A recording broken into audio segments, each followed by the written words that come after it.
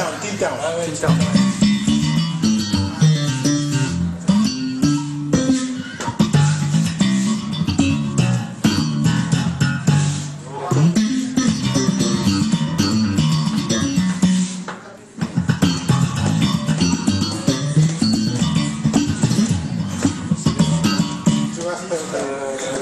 Moi je slap plus beaucoup, tu vois, avant je faisais beaucoup ça, mais le slap en fait je fais toujours.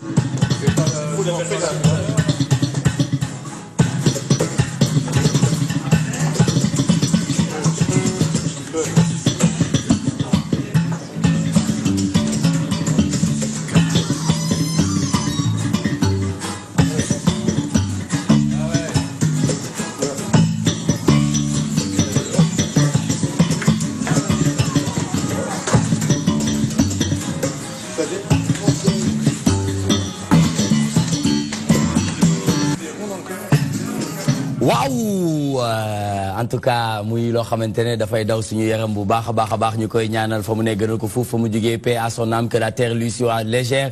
Habib Faye, natif de Dakar, muy ndaanaan ku li fadrin ci li nga xamante ne moom la doon def ci wàllu musique rawati ci dolli ci guitare basse nga xamante ne moom lañ ko gënoon ràññee, waaye c'était un polyvalent ndax lépp li nga xamante ne instrument la man gis naa mu koy jouer, donc ñu koy ñaanal bu baax a baax ñi mu fa fekk ak ñi ko fa fekk yëpp, que la terre leur soit légère. Ñu continuer toujours sur la magie de toutes les télévisions sénégalaises. Bonsoir à tous nos très chers téléspectateurs. Encore une fois, merci de votre fidélité.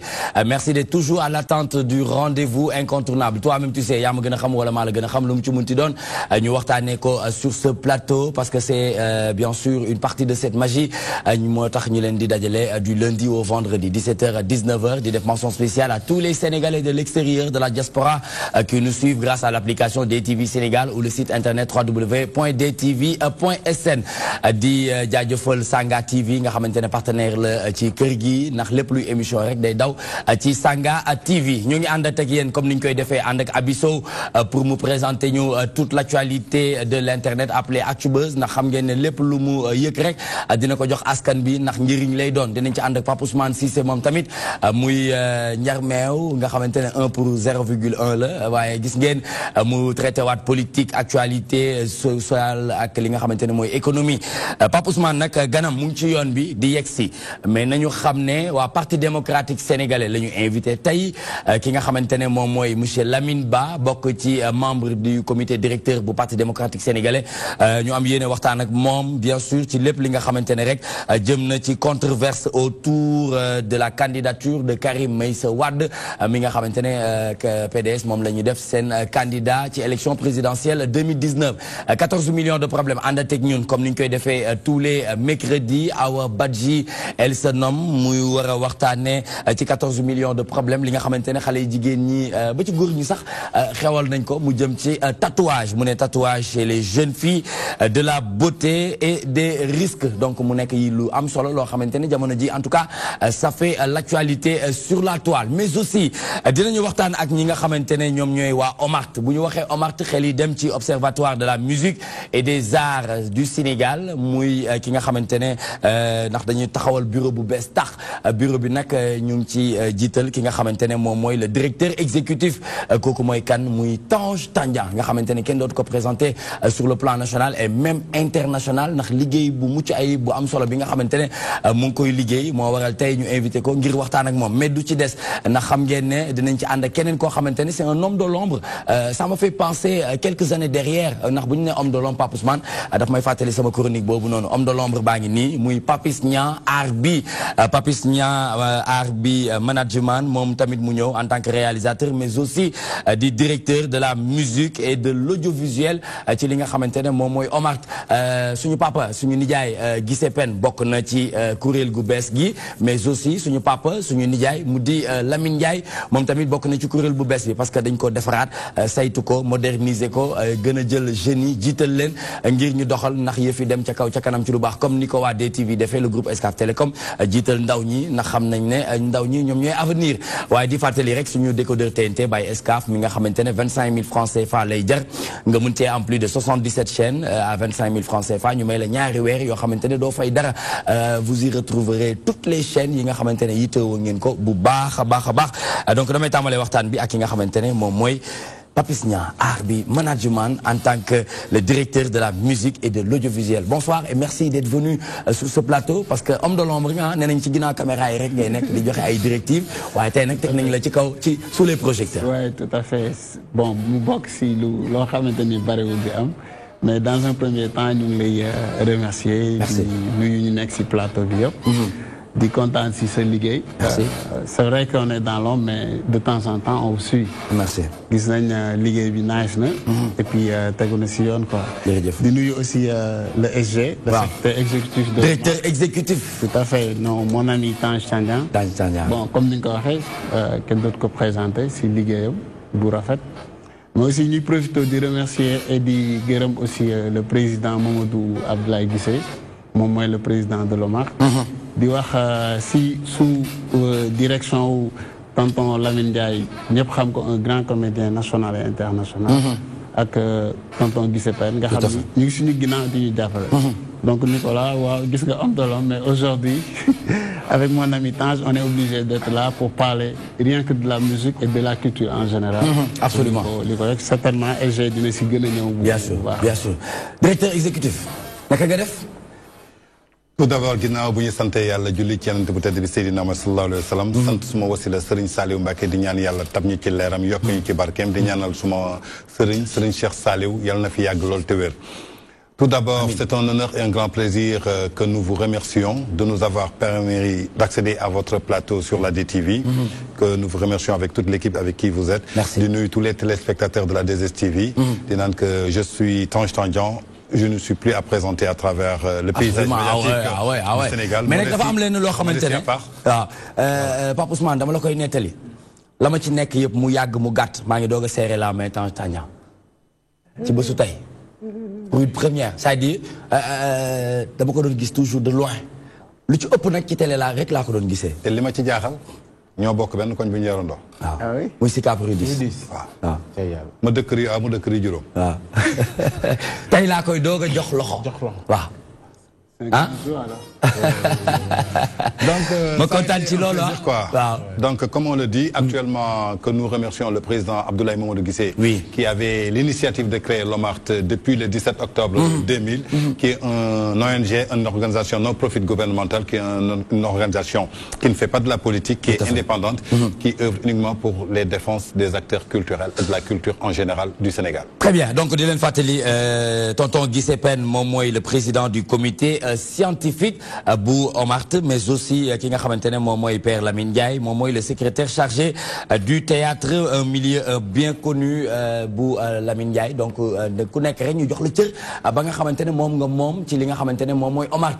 C'est vrai que ñu ngi and ak Abisso nga xamantene mom lu mu yëk ci walum actualité de l'internet appelé Actubuzz da koy yëglé jox ko ba ku ci nek gis ci bopam, mais aussi di len fatali li ñu wara waxtané ak OMART moy OMART installe son nouveau bureau et engage le combat pour la valorisation de la musique et des arts. Donc mu nekk loo xamante ne neex nañu trop mais ñu dellusiwaat ci OMART but bi bañ koy créer parce que dañuy wax ne bañ ko taxawalee ak tey yàgg na yàggul mais tey taxawal nañu beneen bureau bu bees jiital leen ci yenn ndaw yi ñu gis mag ñi nekk ci seen ginnaaw lu ci mel ni Lamine Ndiaye bi nga cité léegi nii ak ki nga xamante ne moom mooy Guissé Pène ma bëggoon ñu delluwaat rek def tuuti genèse ci OMART.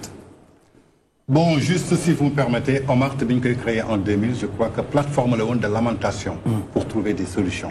Donc c'était une plateforme genre syndicale pour lamentation, les plus de culture, nous pareil pour après trouver des solutions. D'accord. Comme nous avons bureau, il y a aussi le directeur des programmes, qui est le directeur de Raïb FM, Noah Badji, que nous saluons au passage.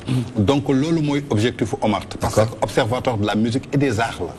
Quand on dit observateur de la musique et des arts, ça englobe toute la culture.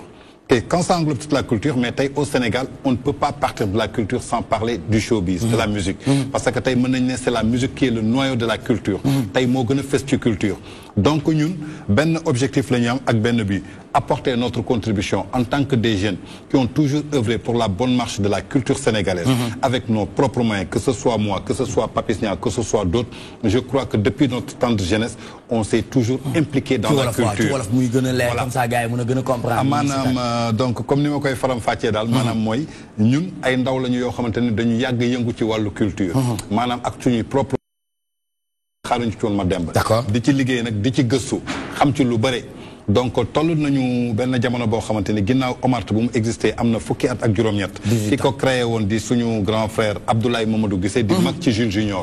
ku xam Jules Junior xam na ko ci wàllu animation. tey ñu bëri suñu tey animation. yaakaar naa ni Jules Junior moo tax. absolument di ñaan yàlla fi mu tëdd yàlla na suuf sedd ci kawam. xare ko ci aljanna yi gën a kawe. donc ci base boobu lañ ko jëlee moom mu diriger ko bi mu ko diriger nag dem na ba benn jamono xam na ni ndaw moo mën a yor dara. ndaw ñun jeunesse bi ñoo gën a fraîche ba pare. mu xool aussi que ñan laa ko war a dénk ñoo xamante ni mën nañu porter combat bi mu xool ñoo xamante ni dañu xar seen tànk tubéy ci wàllu musique xar seen waa tànk tubéy ci wàllu culture dem di défendre culture partout à travers le monde mu ne tey am naa yaakaar ci ñi su ma leen ko dénkee dinañ ko jël d'autant plus que nag du lu yomb parce que ça fait 2 ans dañuy négocier pour mu dénk ñu ko mais ku ci nekk dafa yor ay activités parce que tey Papis hormis Omart dafa am ay activités man hormis Omart dama am samay activités je suis le directeur l'administrateur général de TGK Communication qui est une société d'événementiel, de communication, de marketing et de relations publiques, qui voyage partout à travers le monde. Tout à fait. En plus, je suis le directeur de publication du site vippeople.net. Donc, si nous liguons permettre nous lolo, fallait que nous stabiliser ou bахol, amna benen équipe bu ñu doy pour ñu tek ko suñu ginnaw pour ñu mën dem ligueyal suñu réew comme niñ ko doon défé. Parce que xolé en 2015 doguma la.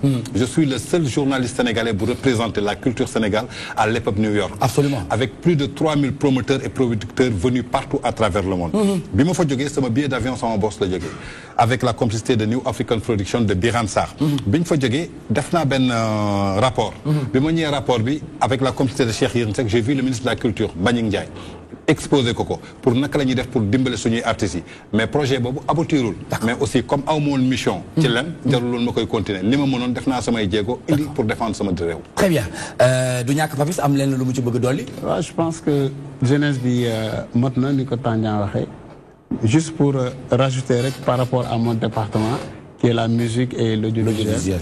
ku ne xam na que ni le Sénégal ne manque pas de talent du loolu la ñuy naatable aujourd'hui. Partout dans le monde, moi, je suis fier d'avoir un artiste comme Pape Diouf, un artiste comme Wally, comme Viviane, comme Sidi Diop. Douma am kersa di leen présenter partout dans le monde. Quoi qu'il en soit, hein, c'est vrai qu'on a un problème parce que amaguñu si musique sénégalaise dénominateur commun ni lii mooy musique sénégalaise. am nañ musique bu gën a populaire bu ñuy wax musique mbalax mais am na yeneen musique yu bëri yu nekk au Sénégal. Donc malgré tout ça aussi liggéey bi li si gën a am solo. Moi, je fais loolu nga xam ne moo fi gën a populaire parce que aujourd'hui le problème de nos artistes c'est vrai que li gën a artiste gën a soxla mooy ñu def mu liggéey ñu fësal ko mais fësal boobu ci Sénégal la gën a sooxe c'est-à-dire au niveau national la musique sénégalaise joxuñu ko gëdd bi war. D'accord. Dama lay jox exemple aujourd'hui tey soo yeewoo la journée ah nga yor sa bic ak sa feuille ngay noter sur toutes les chaînes sénégalaises et les radios. Si nous divisons musique étrangère, nous avons diviser que musique sénégalaise. Et vous pensez que c'est dû à quoi? Pour moi, c'est dû à 2 choses. Hein. C'est vrai que c'est la recherche mais d'après l'expérience que nous avons, parce qu'il y a dans le milieu, beaucoup de la plupart du temps, la musique sénégalaise a un garde-fou. Un garde-fou dans la musique où, su fait qu'on am na ñoo xamante ni dañuy jël li ñu amee ñun du ñu accepter Nicolas je t'ai jamais entendu ça mais benn animateur toog devant tout le monde nit artiste génnee albumam wala ñu ne musique mbalax bi de musique je peux comprendre yow nga woo artiste bi nga ne ko est-ce que mënoo def plus de recherche pour ton travail mais yaa ngi si média te lii mooy et ça fait une coïncidence hein li ngay wax nii parce que ce matin j'avais reçu El Hadj Keita sur Dunia FM même wax bi la wax c'est-à-dire ñun on doit puiser encore gën a def ay recherches. Mais bien sûr, naturellement. Moi, personnellement, le morceau, il est fier. Est-ce que nous devons nous faire? Mais l'autre en interne, là, je vais pas être là devant les caméras pour lui dire li nga def nii dara baax ci à la limite loolu parce que yow ñi nga xam ne c'est à l'étranger mënuñu di dégg animateur sénégalais di fustiger notre musique moom mu nekk à l'étranger di ko jox gëdd absolument te pourquoi pas plus grave encore les chaînes de télé ou les radios non seulement dañuy diffuser plus de musique étrangère dans nos chaînes mais dañ koy diviser en boucle contrairement à notre musique. Par contre, nous, une musique, nous devons diviser non seulement le plus, mais en boucle. Très bien. Donc c'est l'inverse qui se passe. Il faut que nous droit de faire des soirs parce que plus nous diffuser les gens qui ont été mom fi ci mim rew ñom ñuy gëna mëna am ay avantage pour mëna fayeku lu ci melni solaf du ñak nga am lenn lo bëgg laaj vis-à-vis de l'OMART ak li nga xamantene mom lañuy défendre muy la valorisation de la musique mais aussi des arts fi ci Sénégal. Wa xam nga par exemple culture comme ni ko waxé amna sank ko je pense que Tange la li ci gën a fës mooy musique bi la ñu mettre en avant mais bu ñu nee culture dafa am ay pàcc. maintenant man sama li ma laaj mooy c'est-à-dire on a pas mal de plateformes yoo xam ne dafay défendre culture pourquoi pas arriver à ce que mu doon benn plateforme unique bu regrouper artistes yi. ñu mën di def ay assises. même bu leen autorités yi fekk see bu leen fekk siwul ngeen xalaat lépp luy sooxeel culture bi ngeen génn ci ay propositions yu fortes. mu jaraleen ngeen def je sais pas ay assises wala ay rencontre ay ni ñu ko waxee ay forum yoo xam ne dafay durer ay panel une semaine 2 semaines ñu invité tout ñëpp ñu jàpp ne ay artistes lañ wala boog ñi nga xam ne dañuy yëngatu ci culture d'une manière générale parce que comme ni ma ko waxee culture du rek ci musique bi ñoom peut-être ku nekk am nga gën na yaatu bu baax a baax mais gën na yaatu te ñoom musique sax boo seetee sax moo ci gën a minime exactement te bu ñu ne plateforme de lamentation mooy que ni il faut que képp koo xam ne yaa ngi reconnaître ci culture nga mun bu ñu waxee ñu mën la dégg wala jël say préoccupations pour man loolu aussi il faudrait que mu doon réflexion boo xam ne ñoom seen bopp dañ koy mûrir ñu arriver à ce que ñu am benn boo xam ne day fédérer entité yi nga xamante ni ñu ngi koy gis ci culture pour man foofu lay ëppee punch et puis organisation bi ak synergie bi ci war dina gën a yombal seen liggéey fu ñu waxee ñu mën leen dégg très bien Tange mën nga ci tontu merci beaucoup pour man contribution la def du question bu mu posé pour man contribution nga def tey comme ni nga ko jàngatee dañ la ne le nouveau bureau de l'OMART qui vient d'être assiégé par des jeunes ñun loolu mooy suñu projet loolu mooy suñu programme parce que jeune nga tey moo tax ñu bokk xalaat boobu tey soo xoolee l'OMART c'est l'observatoire de la musique et des arts tey soo xoolee pàcc yi ngay wax AIM la tey AMS la bi gisee Penior ARCOS la ak l'association des cinématographies tey ñooñu ñëpp pàcc boo ci gis ñu ñoo leen englobé tey à partir de ñun la ñuy dépendre tey ñun suñu mission mooy lan dem collaborer ak AIM xool seen ay gàllankoor xool lan la ñu bëgg a ñu yokk dem ko ARCOS maanaam ñëpp ñuy jouer art dramatique dem ko ci cinéasterie ak art plasticien su ko defee dañuy organiser benn symposium mu doon benn séminaire de formation ñun ñëpp dañ ciy réunir pour gis les intérêts de la culture sénégalaise ñu ngi soog a tàmbali nag loolu yëpp ci suñu ay projet la noonu lañ koy doxee soo gisee loolu yëpp amul woon bu njëkk mooy li ñuy wax comme Papis lu mu développé léegi question bi mu posé Nicolas il y a une manque de structuration ici au Sénégal lépp loo fi gis su amul structuration muy règlement maanaam ñu réglementé ko du mës a dox parce que kër bi ngay yeewoo kilifa kër gi su jëlul ay sa responsabilité ne sama kër nii lay doxee wala nee lay doxee ba waaye lu nekk mu def bu nekk pëtëxoo lay doon te je crois que loolu moo am Sénégal loolu moo am ci musique bi tey Papis su la ñu ne benn kaa tey nee na nit day indi benn produit mu defar ko ba mu baax Papis est le spécialiste loolu mooy domaine am daf ko xam tey su ñëwee ne la lii kat des na fii demal nga liggéey xam nga lan ngay njëkk am sentiment de frustration parce que ñi la wër sa kër jay nañ la ba pare nee nañ la toj nga dëkk bi def nga lii def nga alors que intéressé wuñu côté professionnel est-ce que tey loolu taxul sax ñun ñu dem ci vers la musique comédie parce que aujourd'hui gis nañu ne mu def tendance bu jéggi dayoo fii ci effectivement tey je me dis que un Nicolas qui est animateur c'est pas que da ngay xëy yeewu rek nga am voix radiophonique ñun la am nga voix radiophonique tu as un copain ou bien un ami à la DTV mu jël na la am nga chance pour dugg xam nga lan moo des da nga war a gëstu ji da nga war dem jàngi ji micro bi may téye naka laa ko war a téye Sénégal dañuy téye micro ngëpp Sénégal da ngay ko téye micro ni alors que dañ lay jàngal micro soo taxawee ci télévision nag ko war a téye tey dañ lay jàngal ni que devant tes invités comment tu dois te comporter mais loolu c'est toi à l'animateur d'aller cultiver ça dem jàngi ji ko yow yaa war dem Google taper telle personne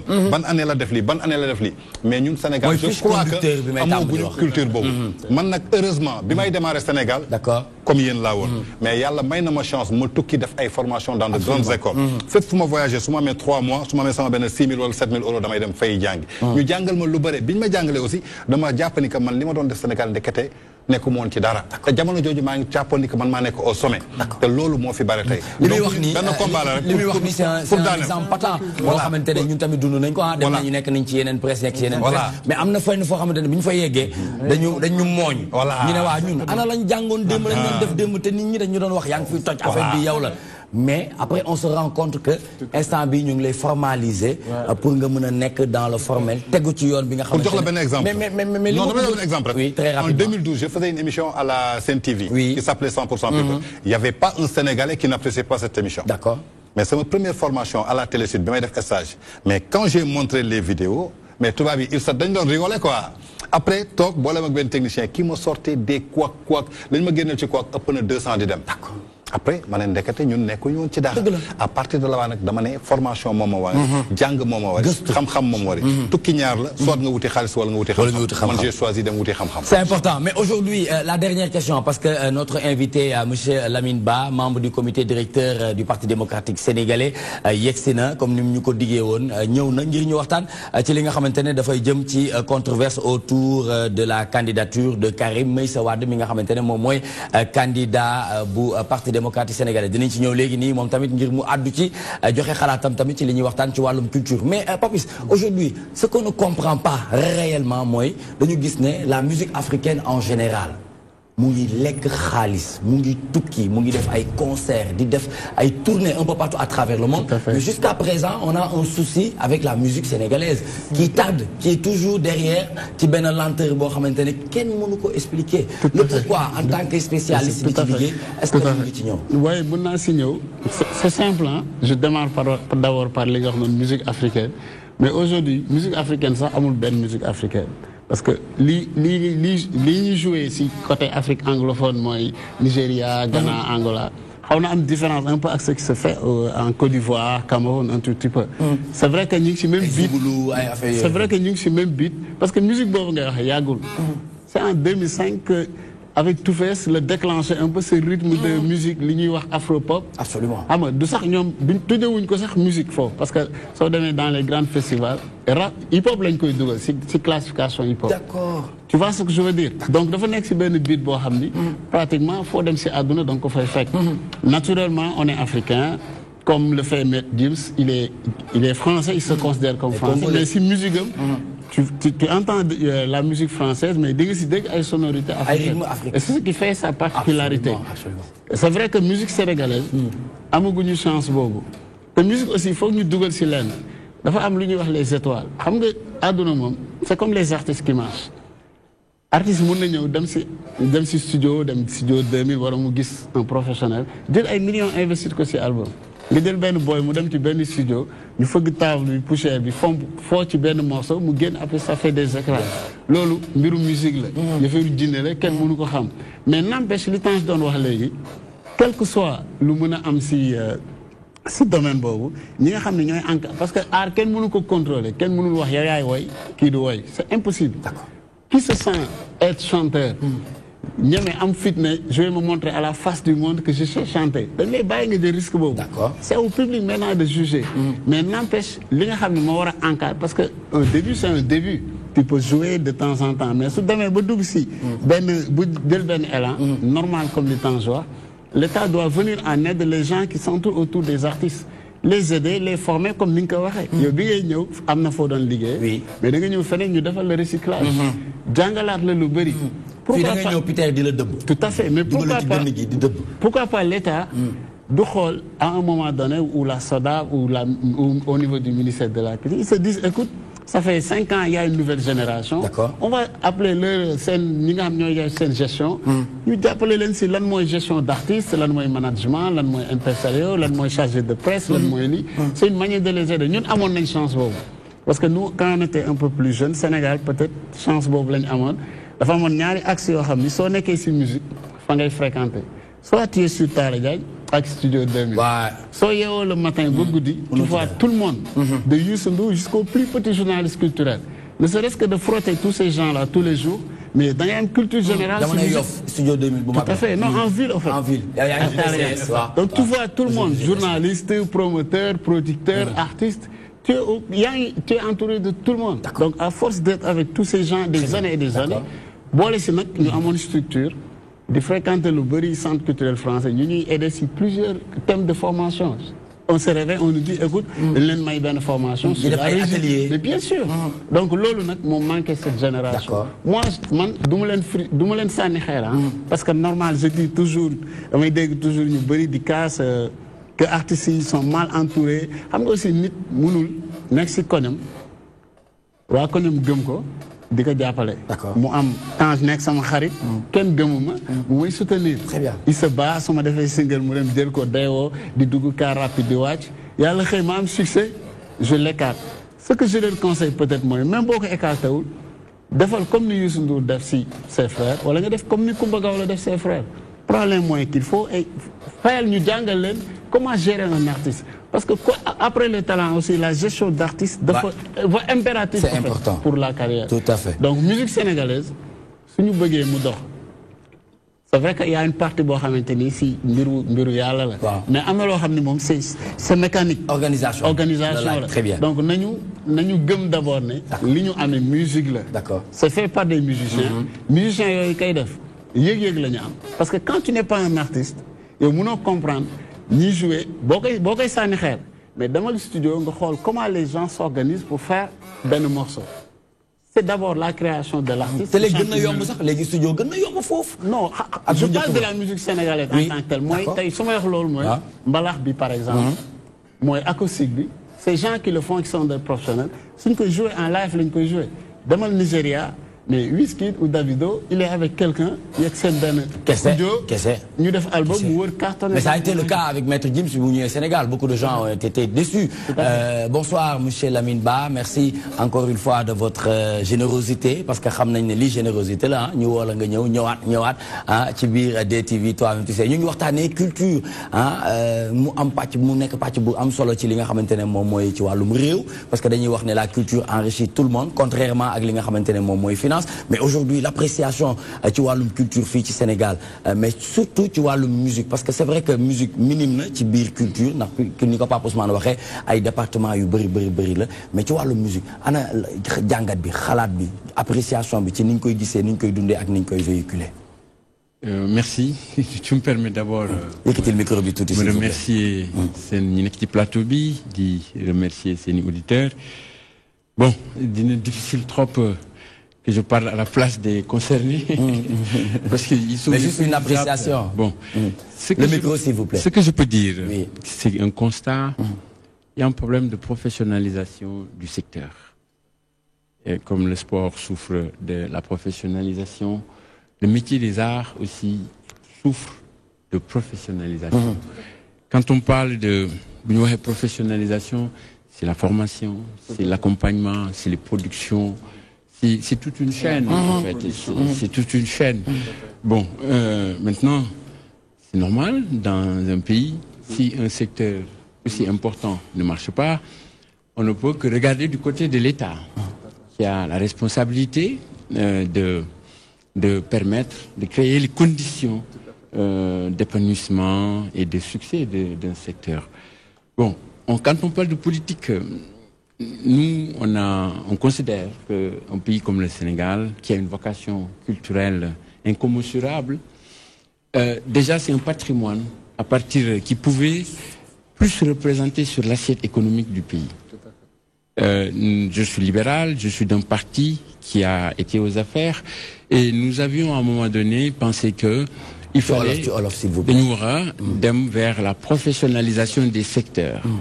Et en matière de culture, vers les années 2011-2012, moi je me rappelle, ministère de la Culture, il y avait qui année beau? Il y en avait beaucoup, peut-être. Non, dernièrement, enfin, je me rappelle très bien, d'avoir autour des structures en place pour nous accompagner sur le gars. Je suis témoin parce que on va vous aider. Ça c'est une chose. Mais dans le cadre de la vision, on a organisé le FESMAN. C'est quoi le FESMAN en réalité? C'est de l'événementiel, culturellement au niveau mondial. Ça allait être un déclic. Parce que quand tu as une vision globale, tu crées les instruments pour tirer vers ces objectifs. On a fait le FESMAN, on a créé pas mal de structures, d'infrastructures culturelles, la place, le Grand Théâtre, la place du Souvenir, tout ce qu'il y a aujourd'hui comme structure, c'est nous qui l'avons fait, les 7 merveilles. Donc nous avons joué une partition. Certes, on n'a pas pu tout faire. Très bien. Mais nous pensons que la culture, effectivement, va jouer un rôle sur le développement réuni, surtout un impact économique. Voilà. Dinañ ci dellusiwaat léegi nii en attendant monsieur Lamine Ba muy ganu Pape Ousmane Cissé ci actualité politique et sociale comme on a l'habitude de le faire du lundi au vendredi. Abissaw du ñàkk mu am lenn loo xamante ne bëgg na ko wax ci wàllum culture. Awa Badji moom mu ngi waajal xam moom da koy dund moom. Centenaire Gibraltar 14 millions de problèmes. Est-ce que xam nga ne culture bi nga di problème la faaw nga boole ko ci 14 millions de problèmes Abissaw. Voilà man dama dégg léegi Tange ba muy commencé mu ne dañ ko def comme genre plateforme comme genre mur de lamentation. Pour que artiste bu am lu ko metti comme ñëw ci Omar wala ngeen mën ko koo fajal man dama gis ci benn pàcc ci culture mooy comédiens yi ñoom ñoo gën a sonn ci acteurs culturels yi ndax dañuy faral di wax ils ne vivent pas de leur art duñu dund ci seen art à chaque fois dañuy gis comédien bu feebar rek dafay mel ni bu dee moo bi xawuta force trop muy quémandé ñuy gis ci télé yi diw dafa feebar nañ ko kettal nañ ko lii lan Omar lan la teg pour tey mu saafara fi loolu comme ne ngeen tey artistes yi en général ngeen fi toogal. Merci beaucoup pour ta question comme ni nga ko waxee ñun bi ñuy ñëw dama la ne Omart bi ñu koy créé dañ ko créé pour mu doon benn mur de lamentation pour trouver des solutions benn mur la woon rek bureau boo xam dañ ko teg artiste bu am lu muy ñaxtu mu ñëw ñaxtu ko Omart dirigeant boobu dem xool fu ñu ko mën a saafara ñu saafara mais ñun tey je crois que on est au 21e siècle. On a plus d'expérience que 2018 ans. Tu es majeur. Donc, nous avons notre premier objectif avec le nouveau bureau en tant que directeur exécutif de l'OMART, c'est apporter une contribution pour un dynamique culturel avec sa croissance. Tay souligné cas où artistes dañuy sonn. Tay yan artistes ñoy sonn. Souvent aussi, bu ñu jël faute bi yépp nit ku nekk lépp looy bay sawar ce métier là.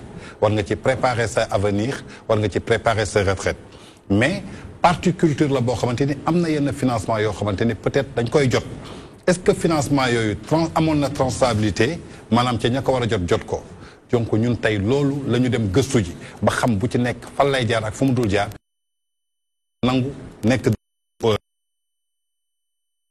de nos acteurs culturels ñi ngi ci ay jéego parce que on va en commençant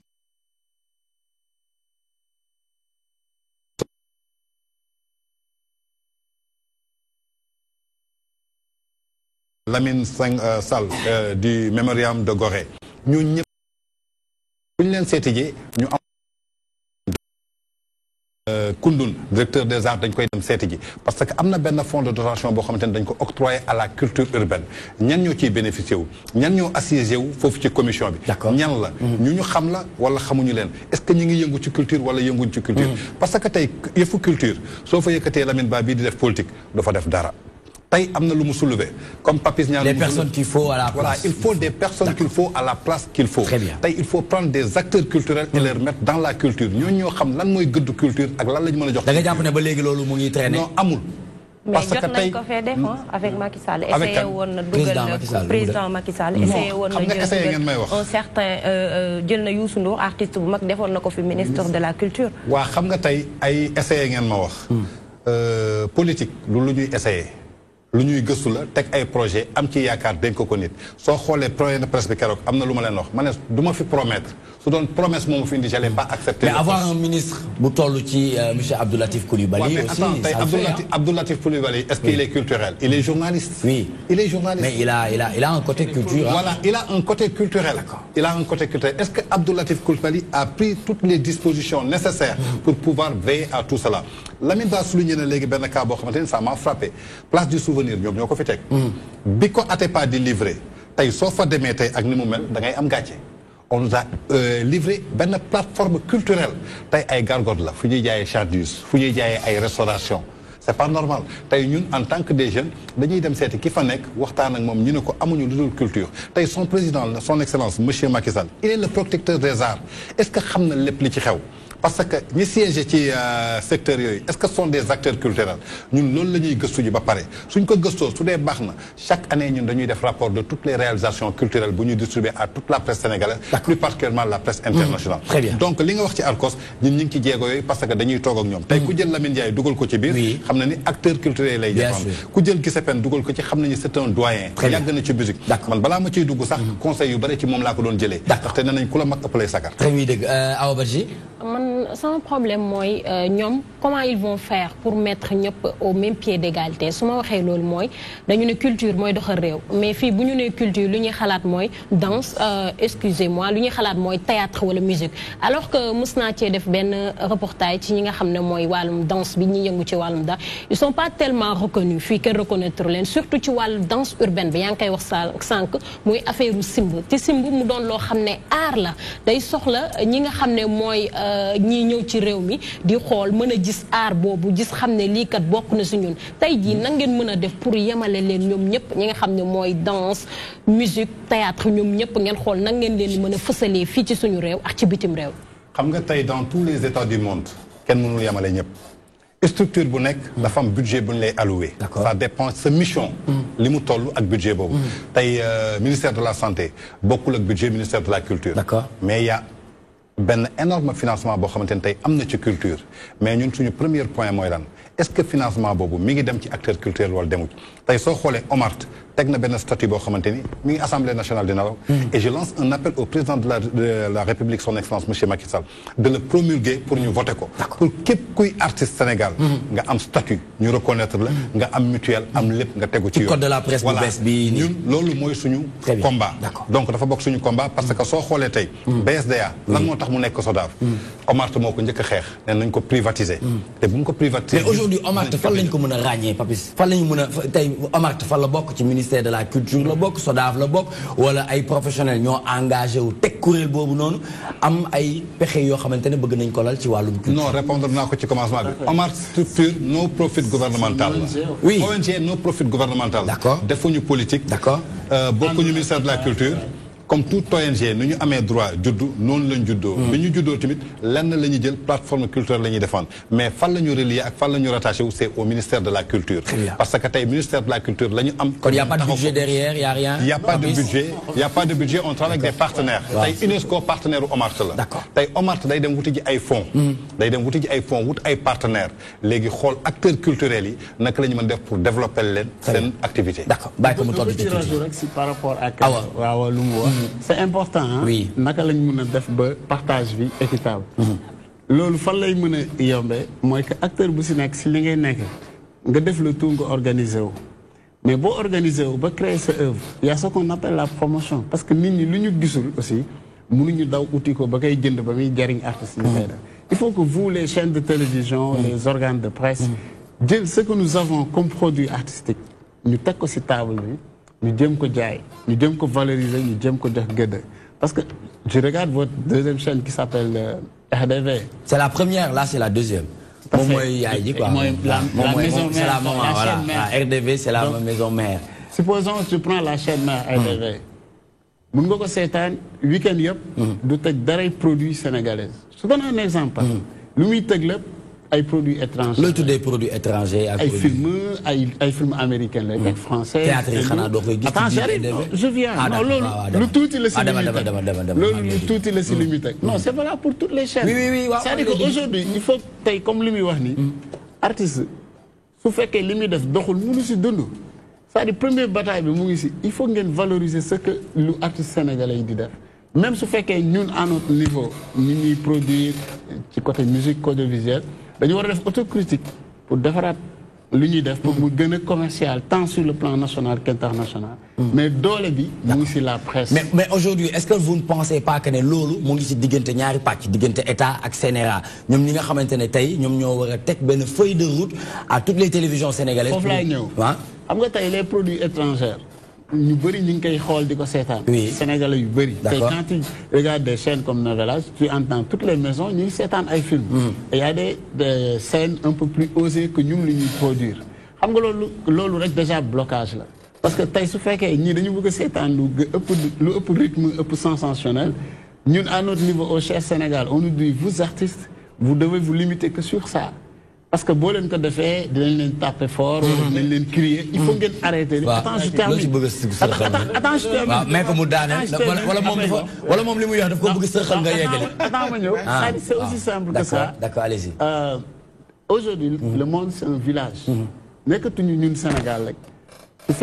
En ce moment où on nous regarde, ce fait qu'il y a une sur digital, des gens qui sont aux États-Unis nous regardent. Bien sûr. Donc, à donner un village là maintenant. Absolument. Donc, on a l'application, on a le site internet, on a un partenaire Sanga TV. Comme à donner un village là. Au moment où il y a un produit, une culture, une promouvoir, et ce deck n'est qu'un peu en bas, l'eau de fait compliqué. Moi, je suis côté beau. Nous, les Nigériens ou les Ivoiriens, nous avons plus d'autonomie ou plus de liberté dans cette expression artistique. Très bien. Nous, on est très limités. Et aujourd'hui, quand tu tournes une scène... Mais qu'est-ce que vous appelez limité? Mais l'on est limité aussi. Parce que depuis ça, il y a une limitation. Qu'est-ce que vous appelez limité? Ce que j'appelle limité, c'est aussi simple. Artiste, liberté. Là. Quand tu es artiste, tu as la liberté de sortir ce que tu ressens. Ce que tu extérioriser, beaucoup de journalistes, artiste. Est-ce que culture double fof? Mais bien sûr, c'est ce que je te dis. Ça, le problème, c'est que moi, il faut que nous, les artistes, exprimer. Il ne faut pas que sans suivi, il faut un niveau pour non seulement nos talents, mais il faut favoriser les talents des autres pays parce que y a une ligne de fer. Ni tax ngeen koy xex ñom duñ ko xol dañuy xol leneen li ñuy produire d'ailleurs donc laissez nos artistes s'exprimer pour que ki limi wax sen produit mëna jar ñu mëna dund ci sen art comme ça en fait problématique bu muy soulever dafa sensible solo mais dafa complexe sensible en même temps parce que il faudrait que tamit dimension culturelle bi ñu bañ ko faté réew mu nekk dafa am réalité c'est-à-dire yenn limites yi ñi xam dañ ñu koy wax c'est nos réalités. Nous ne sommes pas l'Occident. Nous avons def nañ ko te démontré nañ ko. Légui sensationnel bi mi wax ni xam nga fan la. Moy nit lu mu xamul rek bu ko gisee de facto daf koy choqué. Non mën na ci manam mën na ko yéem parce que bu ko xam moy def mu dem mu découvrir ko. C'est-à-dire on comprend et de la même manière buñu faté ni aussi li yéem Occident bi par rapport ak suñu culture moy li ñu amul. Donc vous voyez un peu la différence. C'est-à-dire ñom dafa am lu ñu am ñu togg ko am fu mu tollu ñu jaay ñu ko par rapport seeni cinéma seeni nangam ba ñun mu yéem ñu bëgg mel noonu mais xaaral ma daana maintenant li ma bëgg laajte foofu mooy léegi nañ ñu wax c'est quoi référence bi c'est-à-dire objet manam finalité yëngatu yi ñu am au plan culturel moo xam musique nangam léegi référence yi yàlla na c'est-à-dire bu ñu xamee référence yi suñu réew voilà léegi bu fekkee léegi comment bu fekkee référence yi suñu réew la léegi comment on peut faire pour que lii référence suñu réew ñu sauvegarder ko ñëpp di ci identifié wu mais ouverture bi nan lay def ba du gaañ li fi nekk ci réew mi pour que ñu mën a xam naka la ñuy promouvoir naka c'est-à-dire question la boo xam ne dafay laaj je suis d'accord avec toi dëkk bu ne am na culture non gis nga Nicolas en ce moment c'est àdduna bi c'est l'élégance africaine qui domine xoolal partout foo dem àdduna bi vax Lagos coiffure africaine c'est à la mode est-ce que xam nga même sexy bi ngay wax ni africaine moo gën sexy l'unité africaine c'est ça africaine moo gën sexy quand tu vois non je te parle en connaissance non bien sûr ma vie c'est les recherches je ne fais que ça donc pour moi aujourd'hui li nga wax noonu ne finalité bi fan la nekk finalité bi mooy lu simple la ñun ce qu'on dit sur notre culture. Je te donne un exemple très clair et très simple. D'accord. Nous, on était petits, dans une école, nous avons sabar am si koñ bi fële. Les femmes font des fêtes, fêtes nationales. Tu le fais à la télé, on te tue, on te dit non, pourquoi tu fais ça? Alors que nous, c'est partagé par tout le monde. Pourquoi aujourd'hui? Au détriment de notre culture, il y a promouvoir le gën a dangereux tey yow mën nga gis image parce que le sensuel ou le sexuel direct image parole dafa sensuel dafay sexuel yow mën nga seetaan une image les gens sol ay yére correct mais li ñuy génnee seen gémmiñ muy gën a graaw sax bu ñu defoon nudité très bien donc te loolu mooy am si si production étrangère yi que si woy que si film donc man pour man lu may ñaan mooy nañu jox plus d'importance nos productions locaux. Parce que l'ini produit fini, il n'y a pas mieux. Aujourd'hui, Sénégal talent la si domaine yëpp. loolu la sax boo xoolee bouquet TNT by Excaf jagleel chaîne boo xamante ne théâtre TV la. lépp li nga xamante ne théâtre la muy suñu yëfu bopp foofu dañ ko fay seetaan ñu bàyyi la nga am loo ci dolli. très rapidement limitation bi. nga ne ko yaa ngi insisté limité. culture dafay dugg. effectivement culture dafay dugg ndaxte culture sénégalaise. bokkul ak culture malienne bokkul ak culture nigérienne bokkul culture tchadienne. parce que tey Sénégal limitation bi xam nga tax mu fi am tey soo ko defee lu ñu lay njëkk a wax. Cheikh Ahmadou Bamba amul Mali. Alaaji Malik amul Mali. Mam Limamou Laye amul Mali. Mam Baye Niass amul Nigeria ou bien on est entièrement d'accord. Tay suñu culture la mais nañu jàpp ni dañu tollu benn jamono boo xamante ni tout a été mondialisé. Très bien. Parce que tey suñu amee suñu culture ba suñu culture permettre ñun suñu art ñu am fu ñu war a limiter donc waruñu permettre les occidentaux di am ay licence suñu réew. ba permettre di dugal yenn film. mais jàppoon ne mën nañoo je donne un exemple. pas limité aussi. nañ ko wax. mais jàppoon ne mën nañoo def lu ne wala mën nañoo wane lu ne ci suñu aada ak cosaan. on est d'accord on est d'accord que ñu limité wu ci suñu aada ak suñu cosaan. mu ngi wax de. voilà on est d'accord que ñu limité wu suñu aada ak suñu cosaan. d'accord amuñu lu gën suñu culture. tey lépp lu may valoriser man je dis je défends la culture sénégalaise avant de défendre la culture africaine. parce que je travaille avec des artistes africains. Absolument. mais d'abord c'est le Sénégal qui est ma priorité parce que je suis sénégalais et je suis fier de l'être. donc mën nañu limiter suñuy cadre mais tey ñan ñoo ñu gérer ñan ñoo ñu structurer la CNRA. tey il permet benn clip bu Davido génn ci télévision Sénégal yëpp. da koy permettre. avec des filles toutes nues. avec des filles en 2 pièces. qui se baladent. mais pourtant ñun suñu clip yi tamit léeg-léeg ñu gis ay yëngal yoo xamante ne. attends qu'on termine. vas-y allez-y. parce que tey bu Davido dañ ko exposé à l'air libre da ngay gis piscine bi nga gis kii toog mu leer na la que lii li muy def xale bu ndaw bu am 5 ans bu koy xool. xam na ni lii c'est sexualité. Très bien. donc la première des choses même soo ko terewul su génnee ñaari xale dañ koy essayer. récemment on a vu des vidéos ay xale yoo xamante ne 3 ans xaw ma 4 ans. ñu doon circuler par rapport à WhatsApp. mais di waaw mais il faut nga bàyyi ko mu daane. non du jeu sexualité. Pape Ousmane yoo xam nga ne TMTC luñ ci wax dafa am solo. est-ce que tu comprends donc tey ñoom permettre nañu loolu jàll.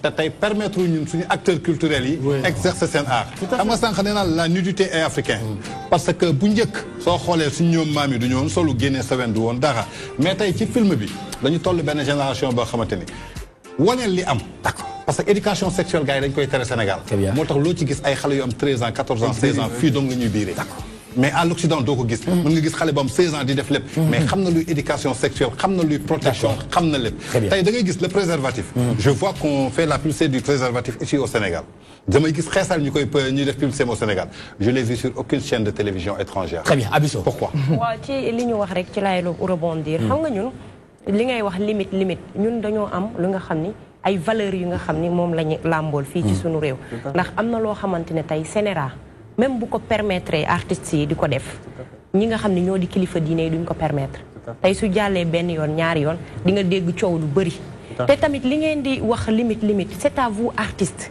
yéen a war a mën a proposer lu nga xam ne soxla woo leen copier pour aller de l'avant. Tout à fait.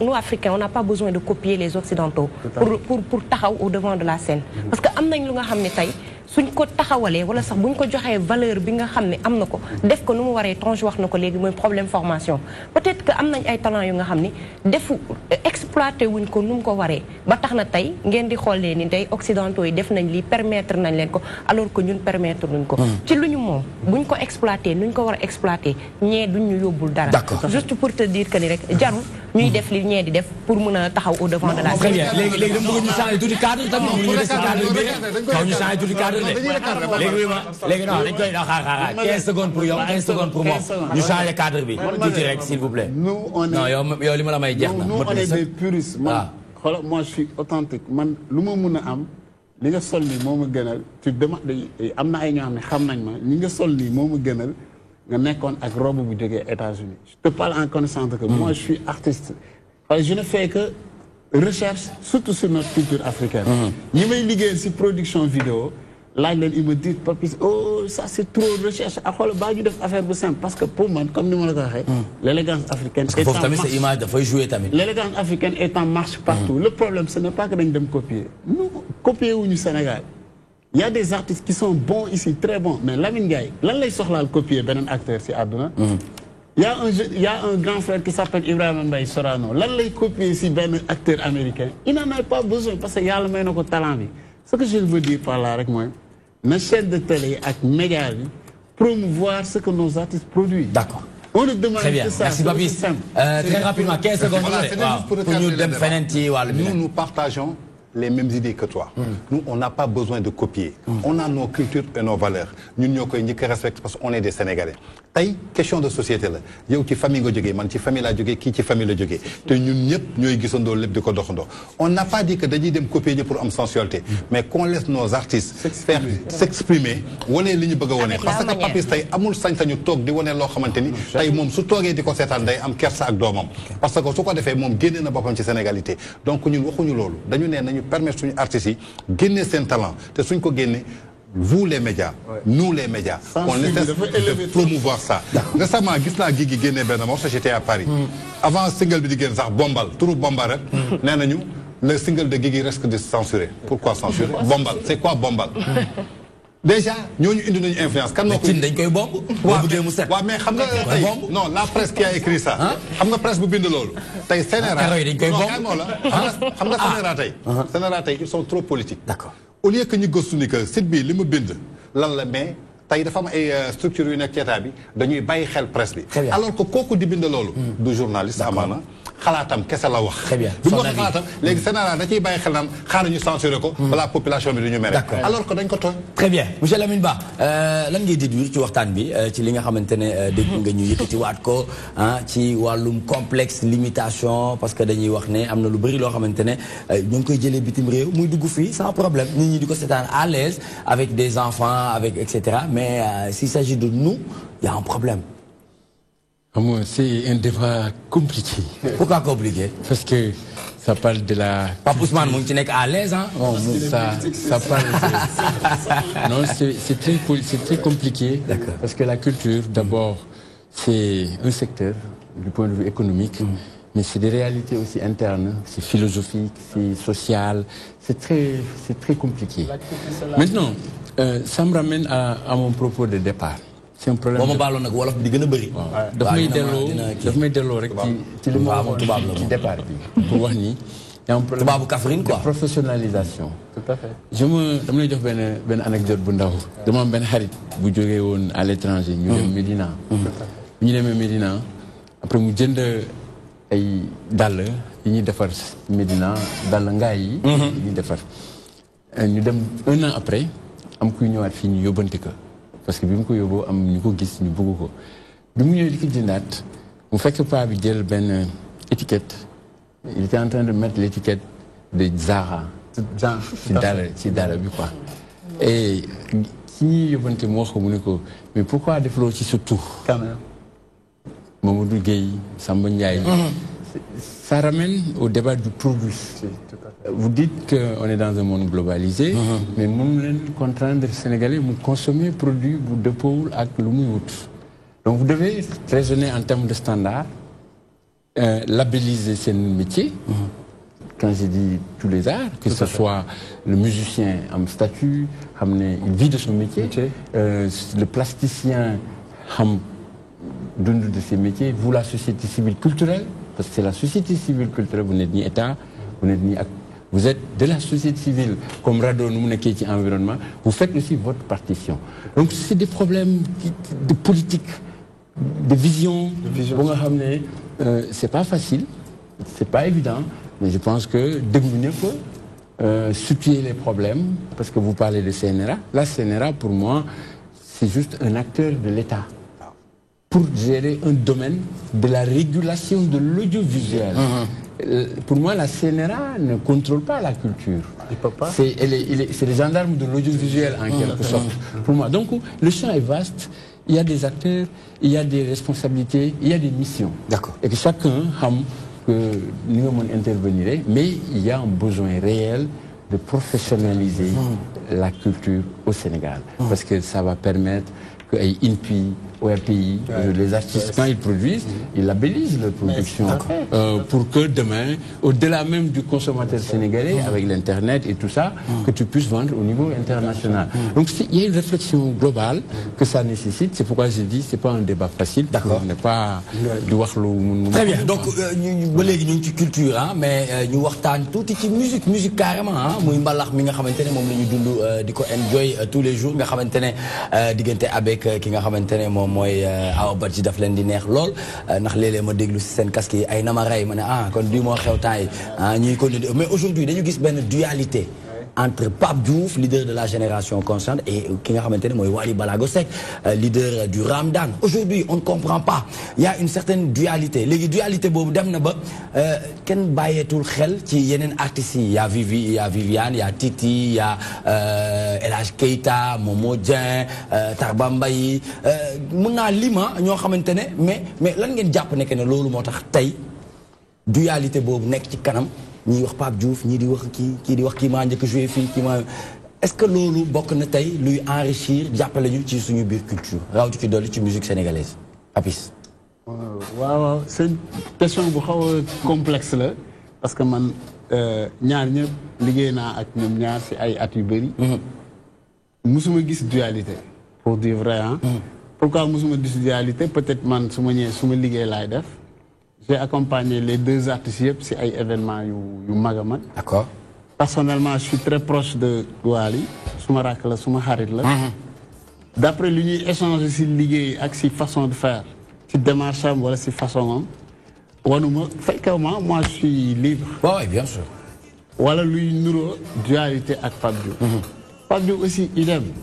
C'est un ami ñu bokk def lu bëri loo xamante ni yàgg na parce que man.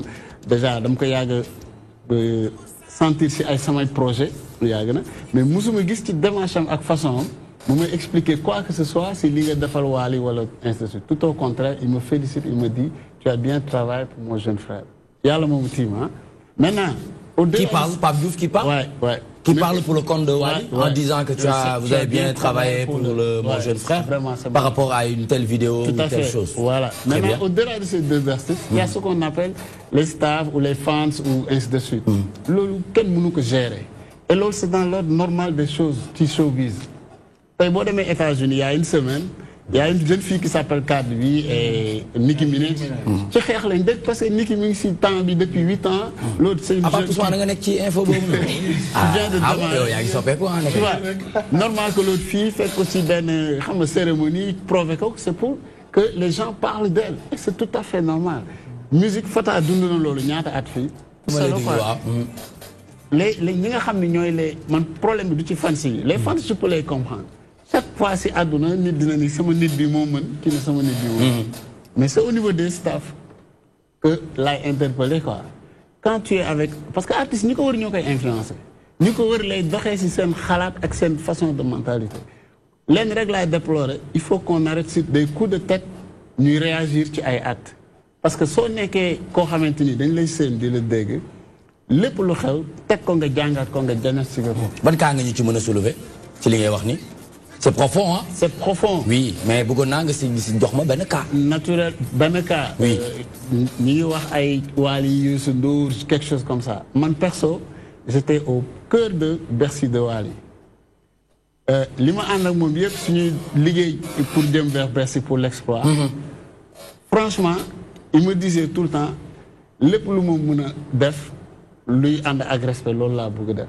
musuma gis mu démarché. si li nit ñi doon coow yëpp. Absolument. si lu jëm si man perso.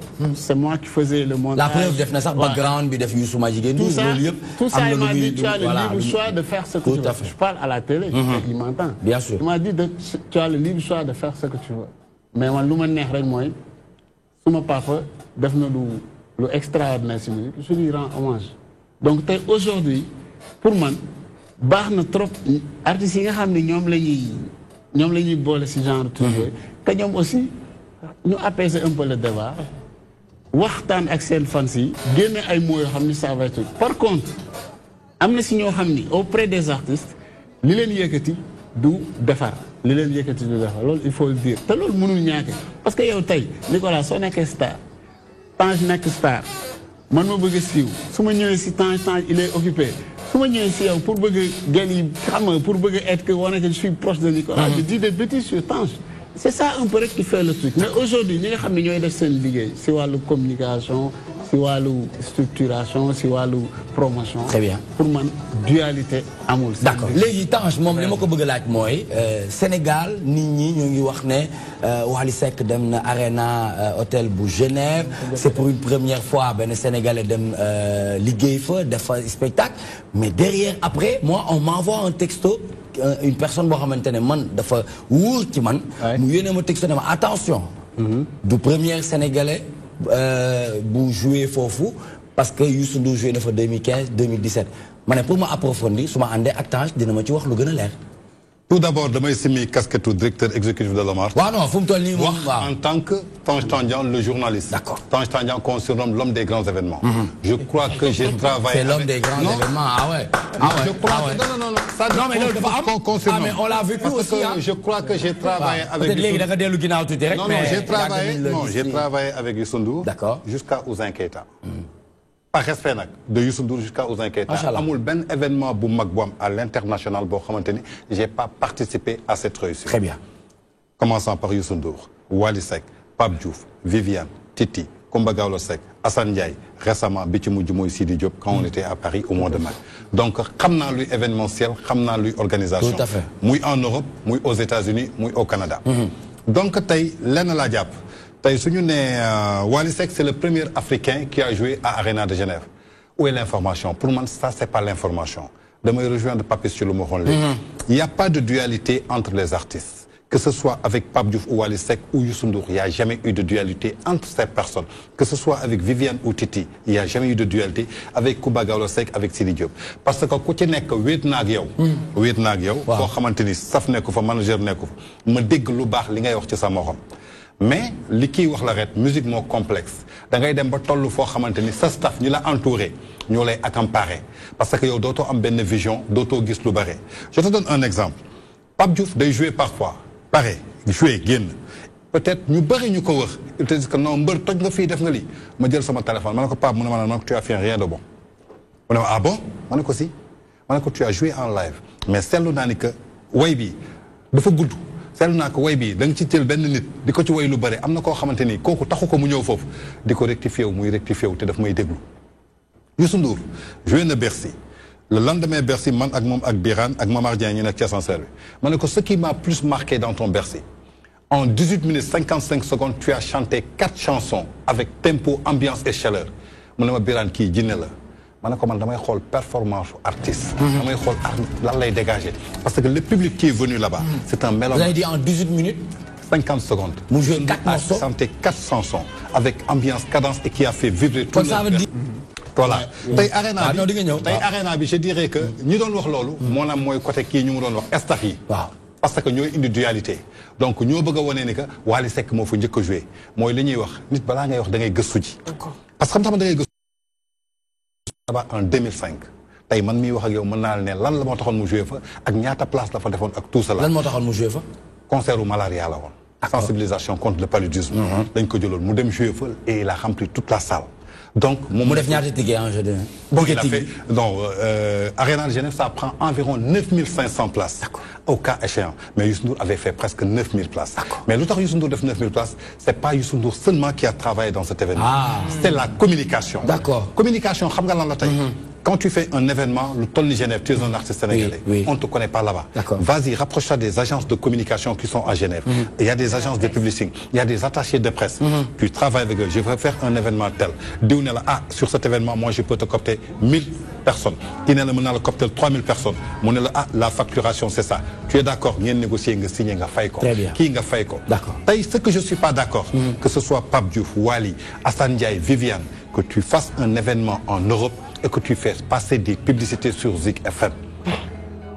À Genève, on n'écoute pas Zik FM. D'accord. La communication des affichages, ça devait se faire à Genève. Très bien. Maintenant, deuxième fois, Youssou Ndour du jouer, il faut qu'elle... Non, Youssou Ndour, il faut jouer en 2005. Qui t'a dit que Youssou Ndour a joué 2 fois, il t'a pas dit la bonne version. D'accord. Youssou Ndour m'a fait jouer, c'était en 2005. Très bien. 2005. La deuxième personne... On parle d'organisation. Organisation Bercy. Arena ne connaît pas Wally. Oui. C'est Ismaël Lo qu'ils ont mis en tête d'affiche. Parce que l'Ismaël Lo qui est un artiste international. Donc, moom lañ def tête d'affiche. Comme t'as Ismaël Lo fi jeunesse bi xamuñu ko, on a communiqué sur Wally pour Wally dem. Mais la seule chose qu'on doit faire, c'est encourager Wally. Pourquoi on doit l'encourager? Bien sûr. Parce que c'est un jeune, il est talentueux, il a l'avenir devant lui. En plus, il a osé. Tout à fait. Nit kuy def lolu.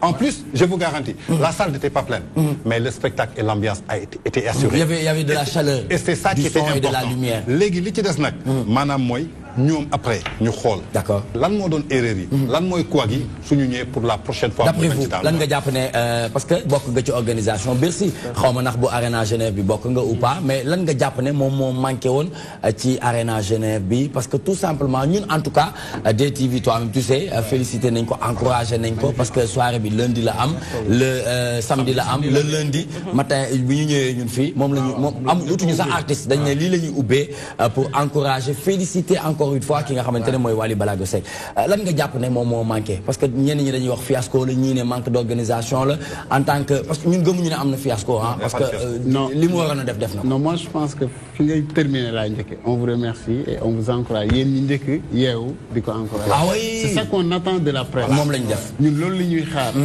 Ce que nous attendons aujourd'hui pour man li gën a am importance c'est saluer 2 choses. Très bien. Déjà il y a des années derrière ou 15 ans Youssou Ndour avec Virgin ou Bob Marley avec Island ou comment dirais-je Ismaël Lo avec Barclay ñooñu ay peut-être ay tubaab ñoo leen doon yóbbu. ñuy tukki. Ñun aujourd'hui on a des jeunes Sénégalais qui osent prendre des millions d'euros. Absolument. Di investir pour la promotion de notre culture. Machallah. Ki nekk à la base de cet événement fecckat la woon fii. waaw ñëpp di ko seetaan. bokk naa ci ñi ko njëkk a invité fii grand show mu ñëw fii ñu waxtaan c'est bien organisé am compagnie bien organisé ba am ay partenaires ba mun a jël Wally yóbbu ko à l'étranger. Je pense que man loolu laay jàpp. D'accord. C'est dans la chose que c'est chose importante. tey suñu amee des jeunes comme Matar Diop un jeune qui est parti de rien aujourd'hui muy def des spectacles de Zénith au niveau de Bercy. Moi je pense que c'est ça qui a salué. Le plus important mooy il y a des jeunes Sénégalais. man tam des fois ma xoolee leen comme yow fi nga déparé ak fa nga yegg si macha allah. je veux dire rek li am solo muy wane ne liggéey bu am solo def nañ ko. li am solo Nicolas c'est ça aujourd'hui il y a 20 ans d'ailleurs amul Sénégalais buy osé jël sa ay milliards wala sa ay millions di investir pour promotion culture sénégalaise. Aujourd'hui spectacle day am Zénith ou spectacle day am Genève jeune Sénégalais mooy nekk à la base Sénégalais moo koy tëgg.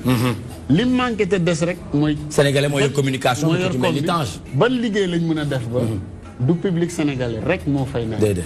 c'est ça pour man loolu la ñu mën a def. D'accord. Mais un artiste comme Wally aujourd'hui boo xam ne man dama am fierté si moment tey aujourd'hui comme je te l'ai dit tout au début man ragaluma si chaîne internationale les Nigériens amènent Wizkid. Moi je pars avec Wally. Ah bien sûr. Je sais que pour 2 raisons hein. Je sais qu'il est artiste. D'accord. Je sais qu'il a beaucoup de travail pour arriver là parce que soo xamee ni de Voglio jusqu'à cette dernière année. su fekkee am nga analyse artistique war nga xam ni kii il évolue dans ce qu'il fait. Maturité musicale ainsi que Pape Diouf. Parce que pour man loolu la ñu war a saluer. Quant à nag manque d'organisation tu xam nga nit loo fekkewul mënuloo ci wax loo xamul. man li ma xam ko mooy je sais que c'est un jeune très courageux kii lépp loo xalaat ni day jëmale culture sénégalaise. D'accord. Même moom su fekkee dafay gaañu. dina la vas-y. Très bien, question fermée là, très rapidement parce que dañ ciy dellu si waat mu gën a yaatu damay laajte cette dualité bi ñuy wax entre les musiciens da nga jàpp ne animateurs yi dañ ci am part de responsabilité oui ou non Tange. ak dinañ ci dellu si waat. ndax animateurs yi dañ ci am part de responsabilité. ba fi ma toll gisaguma animateur bu ci am part de responsabilité. Très bien, oui. non man animateurs yi feneen laay waxee. feneen waaw d'accord kon loolu dinañ ci wax. mais fii nii mënoo ma ci tontu. non man duma tontu lu ma xamul. Dualité. Non. Non, man gisuma dualité entre les deux. Très bien, merci beaucoup. On y reviendra tout à l'heure. C'est toujours dans toi-même, tu sais, le rendez-vous incontournable. Nous ànd ak waa Omart mu nga xamantene qui viennent de s'installer un nouveau bureau et engage le combat pour la valorisation de la musique et des arts. Nous ànd ak Tange Tandian, directeur exécutif de l'Omart, ànd ak aussi Papis Niang, réalisateur et directeur de la musique et de l'audiovisuel. Tout de suite, c'est parti avec l'actualité de l'Internet appelée ActuBuzz, c'est maintenant. Si on se réfère à Seneweb, Wade réhabilite Maître Madické Niang, n'est-ce pas Abisso? Tout à fait, Nicolas, dans une lettre qu'il lui a adressée hier mardi 11 septembre, Wade réhabilite Maître Madické Niang qu'il avait voué aux ennemis dans une déclaration antérieure. Nous vous proposons sur la lettre de l'ancien chef de l'État, mu mel ni que Nicolas dañ leen di tënk rek lettre bi nga xam ne Laye Wade bindaat na ko ci bu mu njëkkee bind lettre bi nga xamee ni juróon coow lool mu ko ci wax moom nag gëm na déclaration bi nga xam ne Madické Niang def na ko pour tontu ni moom laalewul dara ak li nga xam ne dañoo ne daf ko bëgg a wor pour rek jël place u Karim Wade Laye Wade di ko xamal ni fi mu teg Madické Niang moo tax moom mu yaakaar ni moo tax affaire bi choqué ko ba mu yaakaar ni Madické dafa dox ci ay tànk war ko ba tax na tey Laye Wade ñëwaat na à de meilleurs sentiments pour xamal ni Madické Niang doomam la comme ni Karim nekkee doomam ni. Très bien, est-ce que lu mënoon nañu xaar réaction bu mel nii ci ancien président de la République muy maître Abdoulaye këtt na rek tëll rek mu ne damm na ci lettre boo xamante ne est-ce que waruloon soxla yeneen ni saytu gas xool effectivement ndax affaire bi fiable na pour mu mun cee yëkkati kàddu monsieur Lamine Ba. Moi je pense que comme le président Wade l'a dit, c'est un incident clos. Un incident clos, il ne sert à rien de revenir là-dessus. Non, Wade, président moo wax mais yow laa sa jàngat. Oui, man sama jàngat mooy c'est deux personnes yu communiquer entre eux. Nous arriver à ce que on se comprend. Il y avait une incompréhension. Maintenant, on se comprend. Quand on se comprend, on avance. On n'a pas besoin de perdre du temps sur des commentaires. Ce qui est important, c'est que Madické Niang, c'est une grande personnalité du PDS. Quelqu'un qui a eu des relations, quand même, pas des moindres avec le président Abdoulaye. sama gars yi nekk Kaffrine ñu ngi may bind ci message di ma wax waa ji monsieur Ba li muy wax ñun comprendre nañu ko. d'accord tubaab rek lay wax. te ñun bëgg nañu parti démocratique sénégalais dafa nekk suñu xol ba nga xamante ne. seen diggante ñoom ñaar. waaw vraiment diggante bu nga xam ne la. lépp xaj na ci lépp jaar na ci. d'accord donc ñun lu ñuy def rek mooy ñu rafetlu ce retour à la normale. d'accord et puis gën a am espoir ci l'avenir du parti démocratique sénégalais.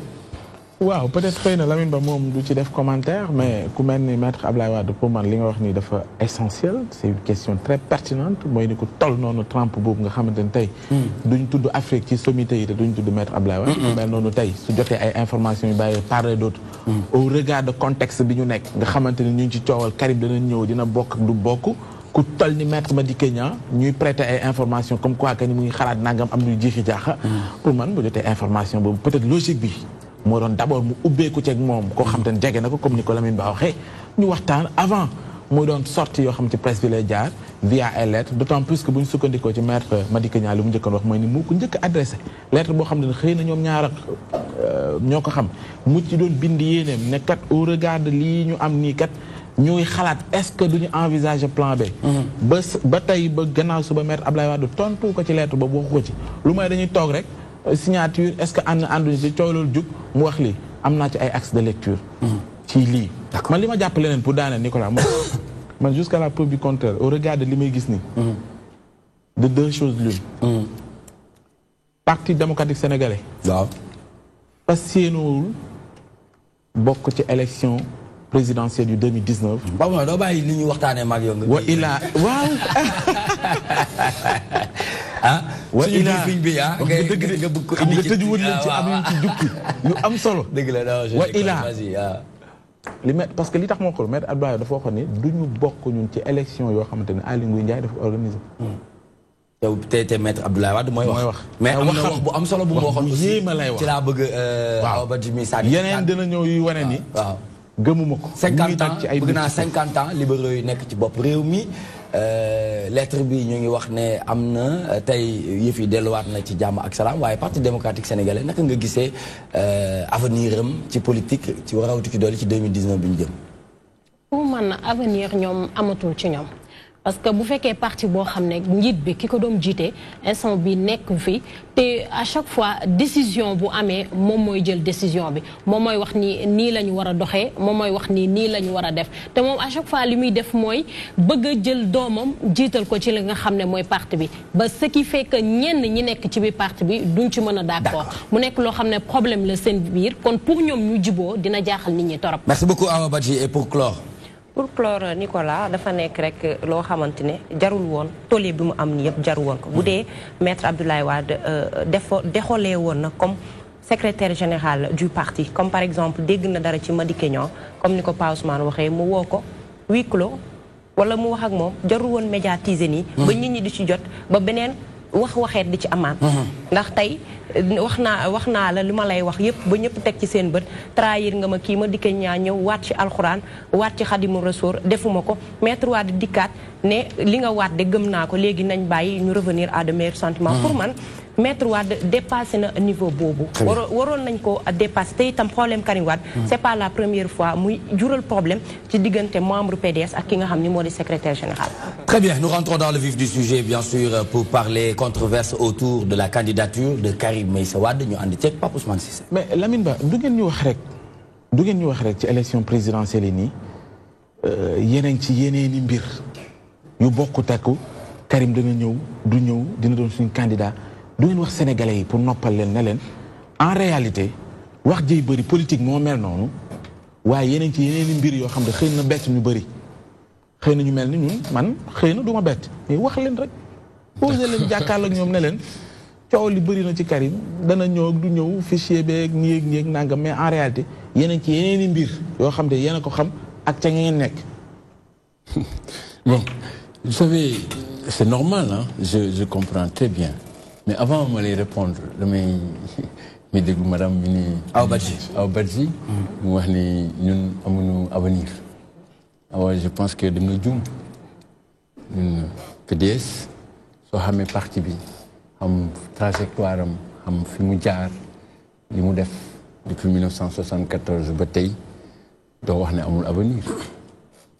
Je pense que boo xoolee Sénégal nga saytu parti politique yi fi nekk amul benn parti bu taxaw ci réew mi ne fukki at ak ñaar yi mu yor réew mi defar naa fi lii ci école def naa fi lii ci tali def naa fi lii ci hôpital créé naa fi lii ci liggéey te lu ñu def la nit yi ko bañ a weerante donc ñu am aussi njiit bu toll nii waa Ablaye Wade bind ci du point de vue intellectuel loo xam ne cap ba keer foo wër ci àdduna bi tey réew yi bëri ñu ngi daw di wut kilifa bu toll nii Ablaye Wade ku war a mën a bokk ci ñoom pour di leen xelal ci seen développement dëkk su weesu bilan bi ma la wax weesu njiit bi suñu parti en tant que tel dañu nekk parti bu nga xam ne nii tey bu ñu wax démocratie Sénégal ma fàttali ne la am na ñeent fukki at ci ginnaaw benn télé moo am Sénégal ak benn rajo RTS ma fàttali wax la ne la am na ñaar fukki at ak juróom ci ginnaaw Sénégal amuloon bañ gàcce pour ñu voter état bi mooy taxaw noot nit ñi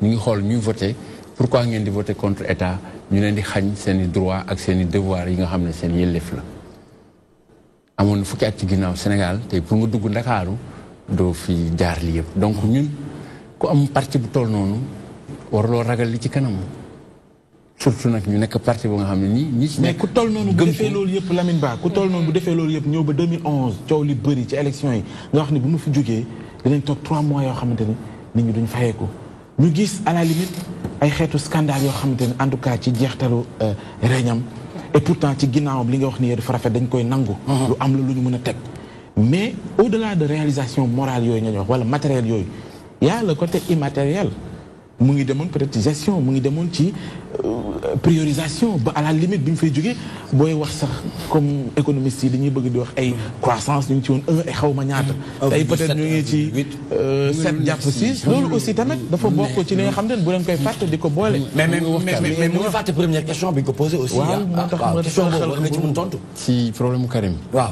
mais maa ngi ciy ñëw dama bëgg suñu waxtaan ñu structurer waxtaan bi ñun bàyyiwuñu fi réew bu ñu mënul fay salaire. bàyyiwu leen ko fi. déedéet. lu tax mu waxoon ko. da ngay jël wax boobu nga delloo ko fu mu ko waxee ak lu taxoon mu wax ko. fan la ko wax ñu ngi ko waxee Méridien. boobu dafa doon expliquer doxaluñu réew mi ni lii bu ñu ko toppee. ci noonu bu dinañ dem ba duñu fay salaire. fi ñu toll tey. fi ñu toll tey Sénégal. yaa ngi dégg ñu ne suñu budget réew toll na ci 3000 presque 900 milliards. fi may wax ak yow pour la première fois dans l'histoire du Sénégal. ñu toog Ndakaaru ay weer yàlla nit ñi di am problème ndox. pour un pays qui dit avoir un budget de plus de 4000 milliards. tey le Sénégal la dette du pays réew mi fi mu toll dañuy lépp di dund. ñu ngi ci 7000 milliards de dette. ñun li ñu fi bàyyi dañoo diingat ko. autoroute à péage. tey lu mu apporté ci dëkk bi du point de vue économique. monument de la Renaissance. quel est son apport sur le budget. te li ñu fi defar hôpital yi ñu fi defar. non mais Lamine da nga jàll 2011 ci wax ji ñuy wax ci même Abdoulaye Wade li mu wax te on se rappelle jamono boobu. su may ñëw ak coow li nekkoon ci coupure courant yi c'est-à-dire am na ci ay aspects yoo xamante ne peut-être duñ ci partager ak yow mun ngañ ci yey nag wax ci mais jusqu'ici li nga xamante ne mooy les faits te du lu ñuy leen mooy ni jamono boobu en 2011 xamuñu lu tax ñu perdre pouvoir. du bilan matériel du tabax du tali du école. walla c'est un bilan moral. loo tuddee mooy indi matériel bi ma lay wax. maa ngi ñëw dañu def ay njuumte. kan moo def ay njuumte. suñu régime. comment. sénégalais yi jàpp ne. dañuy xaar ci lii nga wax lii. non dama ni loolu moo tax ñu jëlee ñu fi il faut pas. ci lan exactement. bari na am na ñu jàpp ne ñun ni ñu doxalee woon ni ñu yoree réew mi du noonu. xaaruñu ko ci ñun. am na ñeneen ñu jàpp ne ci benn fànn bi ñi ngi ci doon xaar ci lii kontaanoon nañ ci ñu dem élection nu gagné ñu. dañu war a toog.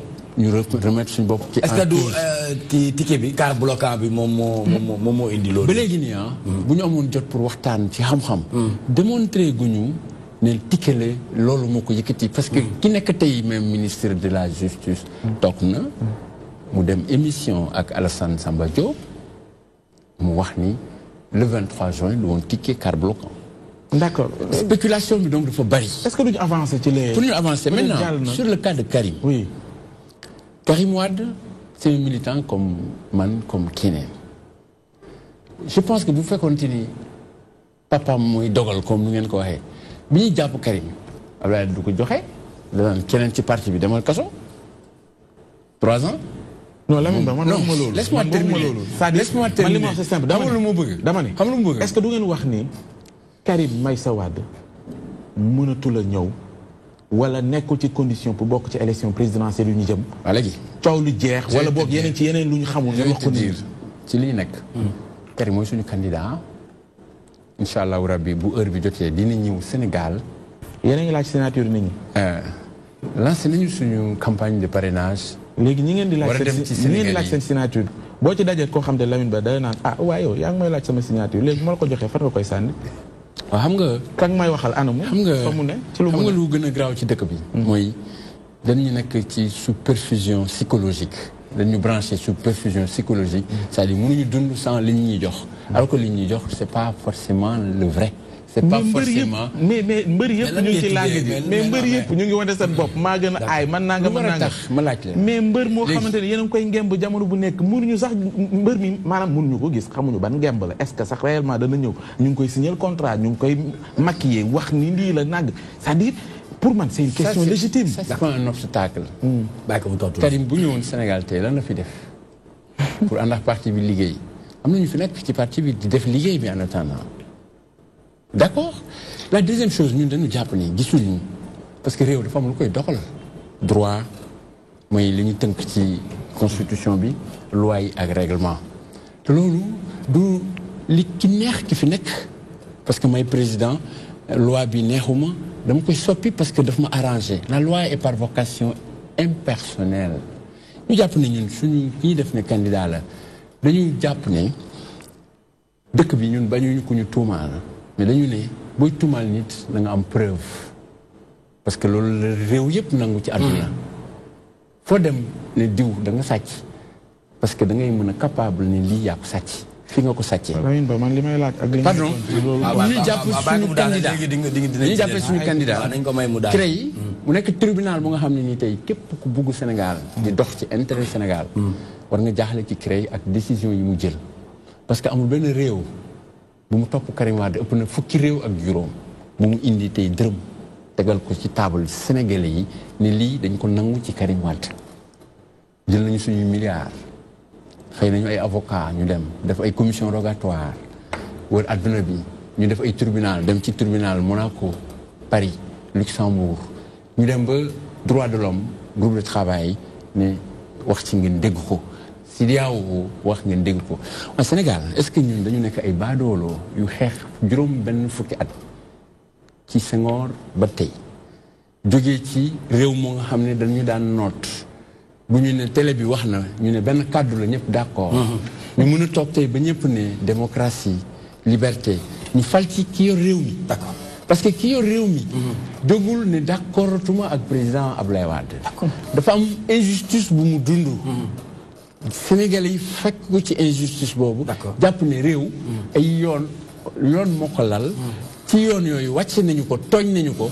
te dañu xeex bëgg réew moo xam ne ni dañu nekk état de droit très bien une république pour tous et où tout le monde est égal Abisso xam nga léegi ñu ngi doon évoqué wax nga ay bilan yu positif yi nga xam ni président Wade def na ko ñu nga ni léegi nekkul bilan moo ko wàccee mais ñu bëri ci sénégalais yi jàpp nañ ni li ko wàccee doomam la li ñu ne dafa bëggoon jóge bàyyi doomam est-ce que doomam boobu Karim Wade narut a tas parteem itam ni mu taxee ñu wàccee ko est-ce que du tax parti bi tas te itamit yéen en tant que parti nan ngeen di mën a sampee ndënd ku nga xamante ne si turam nekkul cax ci liste yi. d'accord madame benn dama la wax ni man ñu ma pour wax waxu personne Abdoulaye Wade falul Karim c'est les sections du PDS waa PDS ñoo nekk parti bu war a dem chaque année ci élection ñu daanu ñuy dund ay problème ñu war a dem élection ñu ne Karim dañu bëgg nga nekk suñu candidat waa PDS c'est pas Karim moo demandé waa PDS ni contre ne Karim du candidat ñoo ne woon Karim dañu bëgg nga nekk suñu candidat convoqué congrès bi bañ koy convoqué Karim nekkul Sénégal nekkul ci foofu mu ngi Rëbës ñu def congrès ne ko dañu bëgg nga nekk suñu candidat mu ne d'accord ñu voté ko ñu ne keneen kan moo bëgg mu voté mu gagné majorité mais fii du li nga wax. est-ce pas une façon boobu bëggoon def pression ci état bi. moo tax ngeen def choix boobu. non attends pression on n'a pas à faire de pression. parce que koo xamante ne mu ngi ci kaso bi ngeen def ko candidat. non mais loolu du pression ce n'est pas une pression pourquoi nit ñuy jàpp ne mënuñu d'accord une seule fois que ni pouvoir bi aussi dafa nekk ci ay pexe. parce que lu waral tax nga war a mën a atte ay nit. ci yoon yi nga xam ne yoon moo ko lal nga mooy ko. pourquoi nga war a mën a def tribunal boo nga xam ne ni tey wóor na la ne yow sa bopp sax wax nga ni tribunal bi dëppoowul ak yoon. nga jaarale ko fa pourquoi et cetera donc ñun jàpp ne am benn privilège bu Karim am dañu jàpp ne il a le meilleur profil parce que président de la République du buur amalan la ñu dénk la réew nga am compétence tey nit ñi amuñu ndox nga jox leen ndox nit ñi am besoin pour tali laisse-moi terminer maintenant xam nga dëkk boo dem fii am na règle PDS dafa am parti bu nekk règle bi ñu daanoo ak léegi ak avant ñu daanoo amul dara lu soppeeku ci parti bi nu mu mos a doxee ba fii fii boo fi dugg da nga am contrat de travail moo tënk say prérogatives ci kër gi d'accord boo dematee ba yow xajootoo ak bokkatuloo vision ak la majorité kër gi da ngay jël sa responsabilité ñu fi nekk di kaas di wax du ma nangu lii amul benn règle bu nga xam ne dañ ko tegoon à l'époque règle de compétition ne parce que yaa gën a daxa jàng kii c'était sur la base de la confiance de Ablaye Wade moo daan xëy ñu jël loolu la ko texte parti bi may d'accord donc nit ñi nañu nangu suñu démocratie parti que ni suñu parti dafa may texte te ñi amoon tënku ci texte yooyu am ci li ñu ci am bu ñu demee ba amatuñu ko ci ñu bañ ko ŋàññi baax na nag ne war nañu ku nekk am nga sañ-sañ ne li kat war na xalaat bu baax la nañu ko bokk ci parti bi waxtaan ñu def mais man sama problème mooy nan ngeen di insister di def candidat bu nga xam ne turam sax la candidature de Karim ci liste bi déjà yow sa peut-être sa gis-gis moo gàtt ñi am mémoire ci dëkk bi xam nañu ne mënoo ne Karim musul wote. non maa ngi ñëw rek luy simple la mu ngi woon ci liste yi. voté na point E soo demee ci internet nga tapé nga gis ko gouvernement bi dañu ñëw ñu ne dañuy def révision partielle des listes maanaam du ñu génne kenn du ñu dàq kenn mais dañu organiser loo xam ne ni tey sénégalais bu ñëw taxaw ñu ne la da nga bëgg a bindu nga ne waaw ñu bind la da nga bëgg a woote nga ne waaw ñu ne la ñu bind la jox la sa carte parce que dañu jël suñu 52 milliards pour loolu. bi ñu waxee loolu Karim dafa jël avion dem ba fa ñu teg commission bi mu bindu wane ko àdduna ñëpp di ko gis ñu enregistré ko loolu du rek ne bindu na foofu c'est fini ba abadan mais bu ñu ko waree génneewaat ci liste bi loolu dafa am lu ci code électoral tëral parce que su taxuloon ak code boobu mën na fa mu nekk mu bindu mais déedéet fa commission bi nekk couvrir zone bi mu dund en tant que sénégalais vivant à l'étranger foofu la dem mu bindu léegi nag yoon moo tëral ne suñ ko waroon dindiwaat ci liste yi dañu war a jaar fii ñu jàpp ne loolu yëpp amul dañ jaay doole parce que dañ jàpp ne ñoo yor nguur yor gendarmerie yor police réduire nañ sénégalais yi au point ci soumission ba nga xam ne nii dëkk bi lu ñu fi def rek du graaw 2 jours ni ñu wax ko après ñu jàll ci leneen non mais Lamine ci logique boobu la ñu nekk mais Lamine Ba peut-être li nga fi wax yëpp lu ci bëri xam nañ ko li ngeen ci jot a wax yëpp ak démarche yi ñu ci def xeex nangam yëpp xam nañ ko c'est-à-dire ci perspective yi ci liñ jëm bu dee mënoon ci jox lu bees man day wax dëgg neex yàlla gisatuma question bu ma lay laaj. mais parce que dama bañ maanaam ñu yàq suñu temps ñuy seetaan dañu bëgg xam ci lii ñu jëm ngeen di insister Karim dana ñëw bu ñëwul élection du am ci réew mi yoon dem ngeen ñaari yoon première fois jógee cour suprême ngeen jógee barki démb su ma juumul. gis nga lu mu jur def ngeen ay manifestations yéen a ngi tàmpe depuis boobu ba léegi même discours pratiquement même approche. te ba léegi fayut dara yéen a ngi fii point mort ci li ñu jëm léegi nag ci li ñu jëm bu fekkee amul yeneen réflexion yeneen piste pour ñu mën a xam est-ce que fa ñu jëm noonu la ngeen di sàkku nañ ko am man gisatuma lan laa la war a mën a laaj Lamine parce que bëgguma yàq sama wax man tamit dama bëgg Sénégalais yi seetaan ñu am lu ñu teg seen loxo. dañ lay jàngal ne la wax bala muy neex day waxu. le moment de parler. jotagul. le moment de parler ñaata weer moo des ci élection yi. xamul am solo ñun. xam nga fu ñu toll xamul fu ñu toll ñun. yoonu réew mi moo nii.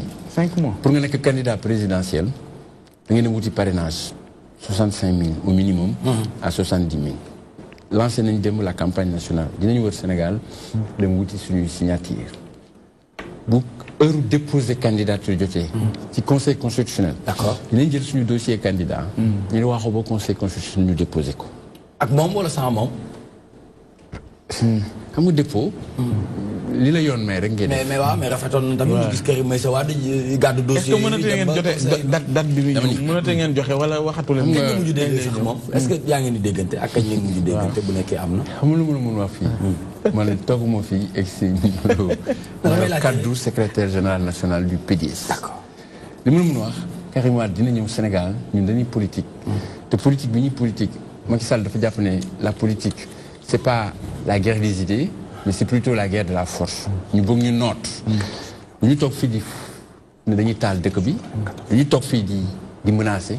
loolu ngeen wax de. mais dañuy xeex. nu ngeen di xeexee. mais moom lu mu jaral président Macky Sall mu wàcc yoon. ba ne suñu candidat du taxaw. dinañu jaral 1000 fois plus. pour que ñu rétablir suñu candidat. mooy seen mot d'ordre la dernière question Pape Ousmane. waaw mooy seen mot d'ordre élection du am ci réew mi sans Karim Wade. Papis.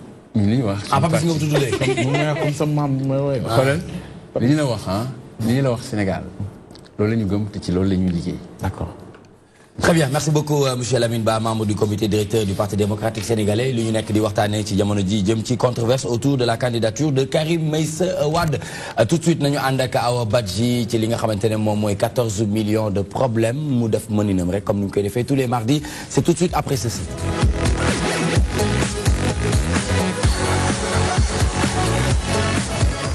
Très bien, ñu war a waxtaanee tatouage chez les jeunes filles, de la beauté et des risques. waaye tamit dañ koy gis ci góor ñi. dañ koy gis ci góor yi comme tatoué de. su ñu ko waxee Nicolas mu tatouage nekk loo xam ne instant yi dafa nekk ci mode. mu nekk ñiy def tatouage le plus souvent seen produit. Tange dafa tatoué. gis nga ko wan na la ko léegi nii Tange mayaat ñu ko waaye mayaat ñu ko. bii de rusuma ko wane. waaw fii la ñu am exclu bi. waaw lii lan la. Serigne Touba Khadim Rasoul. macha allah Serigne Saliou Mbacke inside my head forever. waaw. Zoumel noo taxawal. Seera Fall bi wane ko waneel ko waaw voilà. ñu Seera Fall bi ñu xëcc. may leen bi Allahu. Allahu bi. cey lii. oh là là c'est magnifique. Tes produits yu ñu utiliser le plus souvent dafa nekk ay produits yoo xam ne c'est toxique. Malgré que ñu ngi ciy sensibiliser nit ñi pour ñu bàyyi xel ci li nga xam ne ñu koy def. mais teewul ba tey ñu ngi continuer di tatouer li nga xam ne mooy seen yaram mu nekk góor que mu nekk jigéen. léegi nag li koy firndeel que jafe-jafe yi muy indi dañ seetaan élément bi dellusiwaat ci plateau bi. Très bien.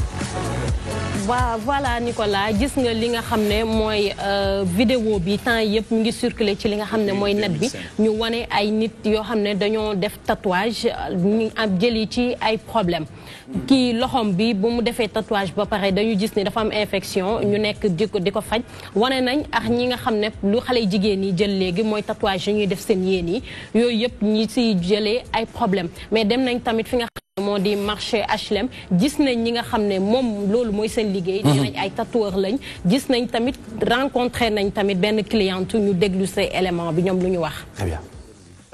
Depuis 2005 maa ngi si. yaa dama ko jàng bon fi laa ko jàngee sama benn gars bon ba mu si nekkee ba léegi ëpp na 10 ans. am na produit yoo xamante ne dafa baaxul am na beneen bi dafa baax quoi. boo xoolee Jidda lay jógee quoi Jidda fa la produit bi di jógee produit bu baax bi. am na yoo xamante ne day jógee Mauritanie am na yu jógee Maroc mais bon souvent ñun bu ñuy use ji da lay jógee quoi.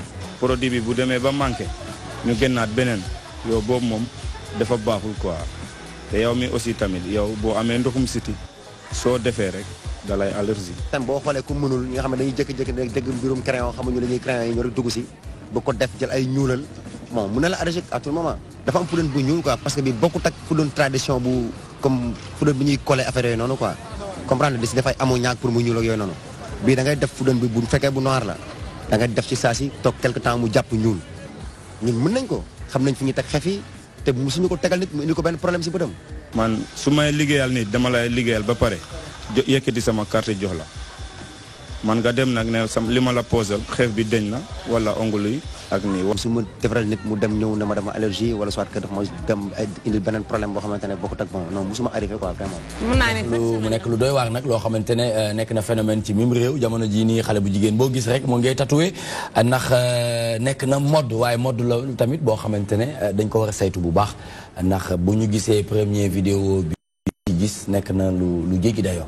jéggi na dayoo Nicolas parce que déjà bu ñu waxee tatouage mi ngi sokkee ko c'est au 21e siècle jógee ci li nga xam ne mooy les Indiens. ci tribune bi nga xam ne ñu ngi leen wooyee les Incas ou les Mayas.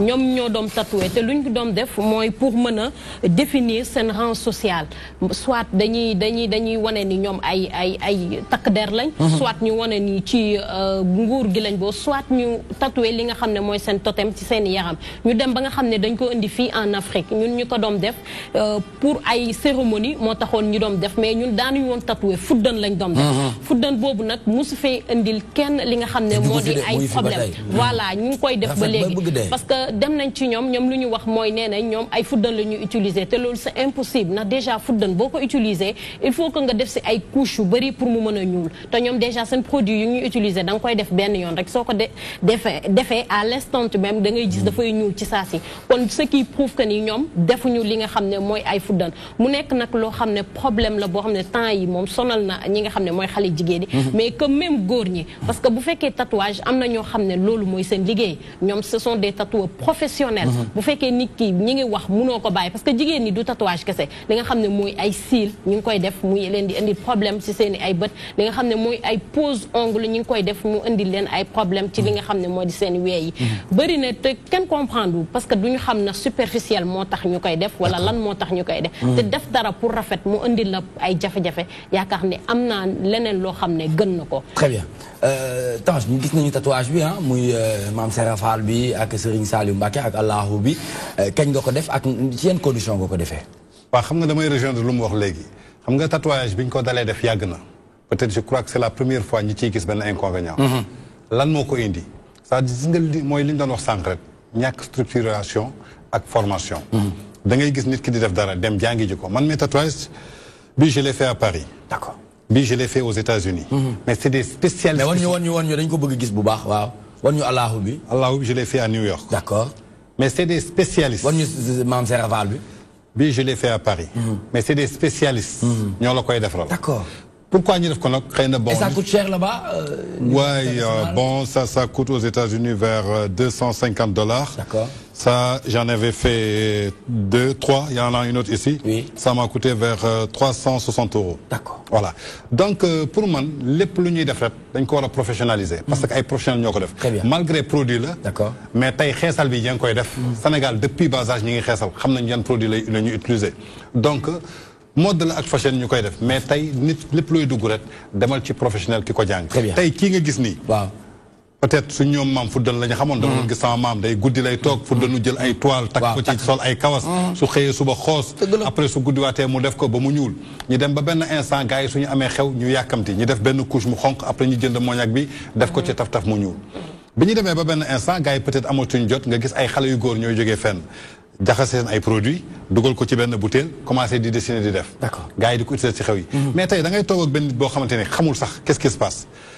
moom it mu dégg lii wala nga dégg ni que kii lii mën na gaaw rek mu dem yëkkati ko mais est-ce que xam na yaramu kooku adapté na wala adapté wu. D'accord. man balaa may def tatouage. dama def ay test ba pare. Très bien. dañ def ay test. jël sama sang. Oui. xool sama sidit xool sama peau. D'accord. ba pare joxaat ma rendez-vous. D'accord. dem naa Allemagne di defi tatouage c'était au mois de décembre. tu sais la gars kañ la ma jox rendez-vous. waaw juillet. juillet waaw kon ba juillet ba ñu yegg ci juillet. Voilà. yow bokk nga ci jigéen ñi di def ci tatouage yi ndax nekk na lu xew de tendance la de.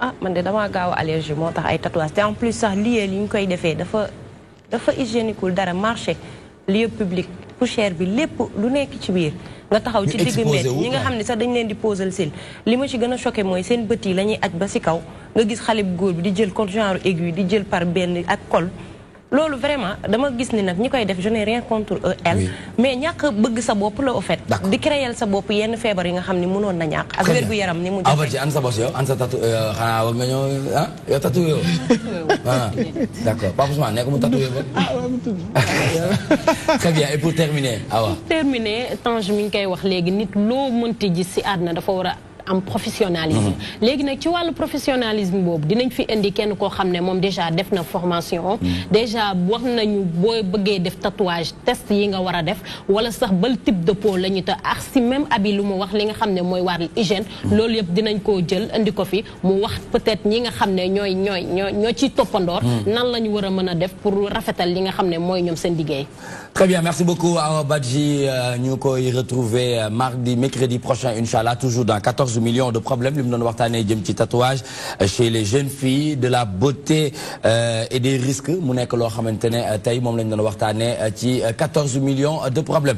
Nous avons un internaute Boutoudou Djibril Bao, Bégué Nalen wa TMTC, c'est bien beau, mais chaîne tech musique, mais sous nous amul qualité, tamit kenduko forcé, nous innover, def recherche comme Tange ni mu ko waxee Papis Niang. Ouais, ci wàllum qualité affaire bi nga doon wax ci télé yi pour ñu jeexal en beauté. parce que li ñuy dese bëreetul. tout à fait non loolu dañ ko si fekk si. defe naa si sama biir wax maa ngi wax ne en interne je dis toujours aux artistes. est-ce que lii duñ ko améliorer est-ce que lii. mais loolu man damay rawaatu toujours sur l'état xam nga am na école de musique conservatoire. D'accord au Sénégal. Comme musique sénégalaise. amagul dénominateur commun ñu ne lii mooy musique sénégalaise. mais au moins am na musique populaire boo fi nekk. D'accord. Musique populaire boo fi nekk nañu woo les puristes. Très bien. On a de très grands musiciens comme Lamine Faye comme Vieux Man Faye. Mais au lieu que ñuy jàngal nit ñi rek jouer instrument batterie guitare ainsi de suite nañu woo ñoo nga xam ne c'est des acteurs. dañuy jouer musique dañuy def musique qui travaillent si benn je sais pas quelque chose boo xam ni nit ñi bu ñu ñëwee foofu di jàng musique au moins bu ñu génnee nañ am orientation. Je pense que Omar bu amee budget yooyu dina jàng ci bàyyi xel. waaw c'est suñu truc mais tey ma wax benn. daaneel la foofu s'il vous plaît. waaw fi may daaneel la. xam nga kii dafa vague quoi qualité dafa vague parce que tey man mënuma ñàkk jox respect. Le son de Sidi Diop qui s'appelle Diabira mënuma ko ñàkk bañ jox respect parce que du ma gis ay public bu bëri di ko fecc ay xale yu jigéen bëgg ko ay nit bëgg ko mu am public muy tëgg soirée ma ne musique boobu amul qualité c'est manquer de respect à ce groupe là. Absolument moom mën na bañ a gis qualité si peut-être li ko kooku li ngay wax ni xam la moo koy dëggal Habib Faye dem si yàlla dañ ko invité woon fii ci grand show ñuy waxtaan dem ba ci Wally Seck mu ne attention nit ñu bëri dañuy wax ne musique bi nangam ak nangam mais musique bi dafa tolloog jamono de parce que moromam génération bi yëpp dañ koy cons te dañ ciy gis seen bopp foofu laay ñëw je termine donc musique boo xam ne am na produit non dama bëgg rek. waaw s'il vous plaît non da ngeen di ñëwaat dañuy defaat beneen plateau. non bisa baax na mais juste mu comprendre que ni rek. li nekk si moom qualité non. D'accord si keneen mën na bañ a nekk qualité. tout à fait mën na ko bañ conseil. très bien le mot de la fin un message. waaw juste comme on avait débuté c'est pour vous confirmer que ñun on est là des jeunes. D'accord à la tête de l'OMART. On apporte notre contribution. Contribution bi ñu indi nag ça ne veut pas dire qu'on peut tout faire. parce que ñu jiitu defuñu te ñun dafa am benn temps bi ñu fiy def. Très bien suñu contribution lan la c'est pour un dynamisme culturel et sa croissance et pour ñu mën a réussir mission boobu. nous tendons la main à tous les acteurs culturels. D'accord. Que ce soit journalistes culturels, que ce soit artistes, que ce soit art plasticien, que ce soit art dramatique. De venir vers nous avec des plans de discussion pour trouver des solutions. Mais am ngeen ay lëkkaloo yoo def ak SODAV j'espère. Si nous leur tendons la main, on a pris rendez-vous, on va voir notre sœur Très bien, c'est excellent. que nous voudrons rencontrer pour l'aider pour une transparence par rapport au recouvrement. Merci beaucoup. Droit d'auteur yi télé yi dañ ko war a fay. rajo yi dañ ko war a fay. On a d'autres projets yoo xam sax mën nañ ci jël droit d'auteur. moo dàq fay fii. mën nañ ci droit d'auteur. En plus aussi pour wax ni que suñu mission lan la parce que nit ki aussi suy liggéey jaar na nga encourager ko nga ne ko waaw góor. moo tax dañuy lancer benn Sénégolden. Ce sont des awards. Ça se passera au mois de décembre au Sénégal. C'est juste pour primer le meilleur artiste, meilleure vidéo, meilleur single, meilleur animateur, meilleur journaliste culturel, meilleur manager, meilleur animateur télé ou la radio. Télé radio ñoom ñëpp képp ku nekk ci wàllu culture ku ci nekk danañu def conserver benn jury boo xamante ni jury bu transparence lay doon ñoo xamante seen xam-xam màcc na ci ñu tànn leen ku ci nekk danañ jël sagal la ñun la ah merci jërëjëf. Très bien pour suba ki dinañ amaat beneen plateau de dafa am Mansour Sall c'est le directeur de production ou des TV. yéeneem yëpp mooy. ñu def benn jotaay. boo xamante ne dañuy waxtaanee culture. mais de manière et façon globale de beaucoup plus large donc ma bàyyi la rek nga tàggatoo. juste vous remercier tous les téléspectateurs qui nous suivaient et remercier aussi notre frère Lamine Ba. C'est quelqu'un que je respecte beaucoup. La première fois que je l'ai suivi c'était avec Pape Ngagne parce que man gaawuma déglu émission politique parce que politicien kenn sonalatuma ci. Il faut que tu sois convaincant. D'accord parce que li ngay wax dama koy analyser. Merci. Mais mu doon koo xamante ni dama am estime ci moom bu baax a baax parce que jour bi muy développé j'ai vu que kii li muy wax da ko maîtriser. Pourquoi je respecte Cheikh Yérim Seck parce que suy joxee ay domaines. da koy maîtriser et da lay convaincre. Tout à fait. lan laa gëmul politicien boo xamante ni da ngay wax uniquement pour ton intérêt. jërëjëf écoute pas. Merci di beaucoup. remercier tout le monde di remercier les téléspectateurs. di remercier le président Abdoulaye Guissé encore qui a porté son choix. sur ma confiance à ma modeste personne. Je vous remercie à tous. Merci beaucoup. Le mot de la fin. Merci à tout le monde. amul message booy jox militants yi.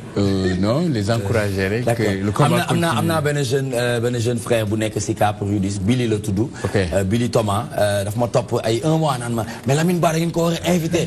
Lamine Ba dafa war a ñëw wala Lamine Ba ngi nii. merci beaucoup di souhaiter joyeux anniversaire Ndeye Mariam Janik Sène ñu gën ko xamee ci Pucène muy rakku Matar Ndiaye nga xamante ne c'est le premier Sénégalais bu joué ci NBA nekk foofu ci si Cap Rudis donc joli Sène Pucène lañ koy woowee moom mooy jabaru Serigne Mbaye mi nga xamante ne mu ngi foofu ci RTS 1 di def basket forever ñu ngi koy souhaiter joyeux anniversaire santé bonheur prospérité succès et beaucoup d'argent en tout cas ñu ngi sant di gërëm ñëpp di jaajëfal ñëpp di def mention spéciale à toute l'équipe de production mi nga xamante ne ñoom ñoo ñu yombalal liggéey bii nii di jaajëfal Thiandoum ak ki nga xamante ne mooy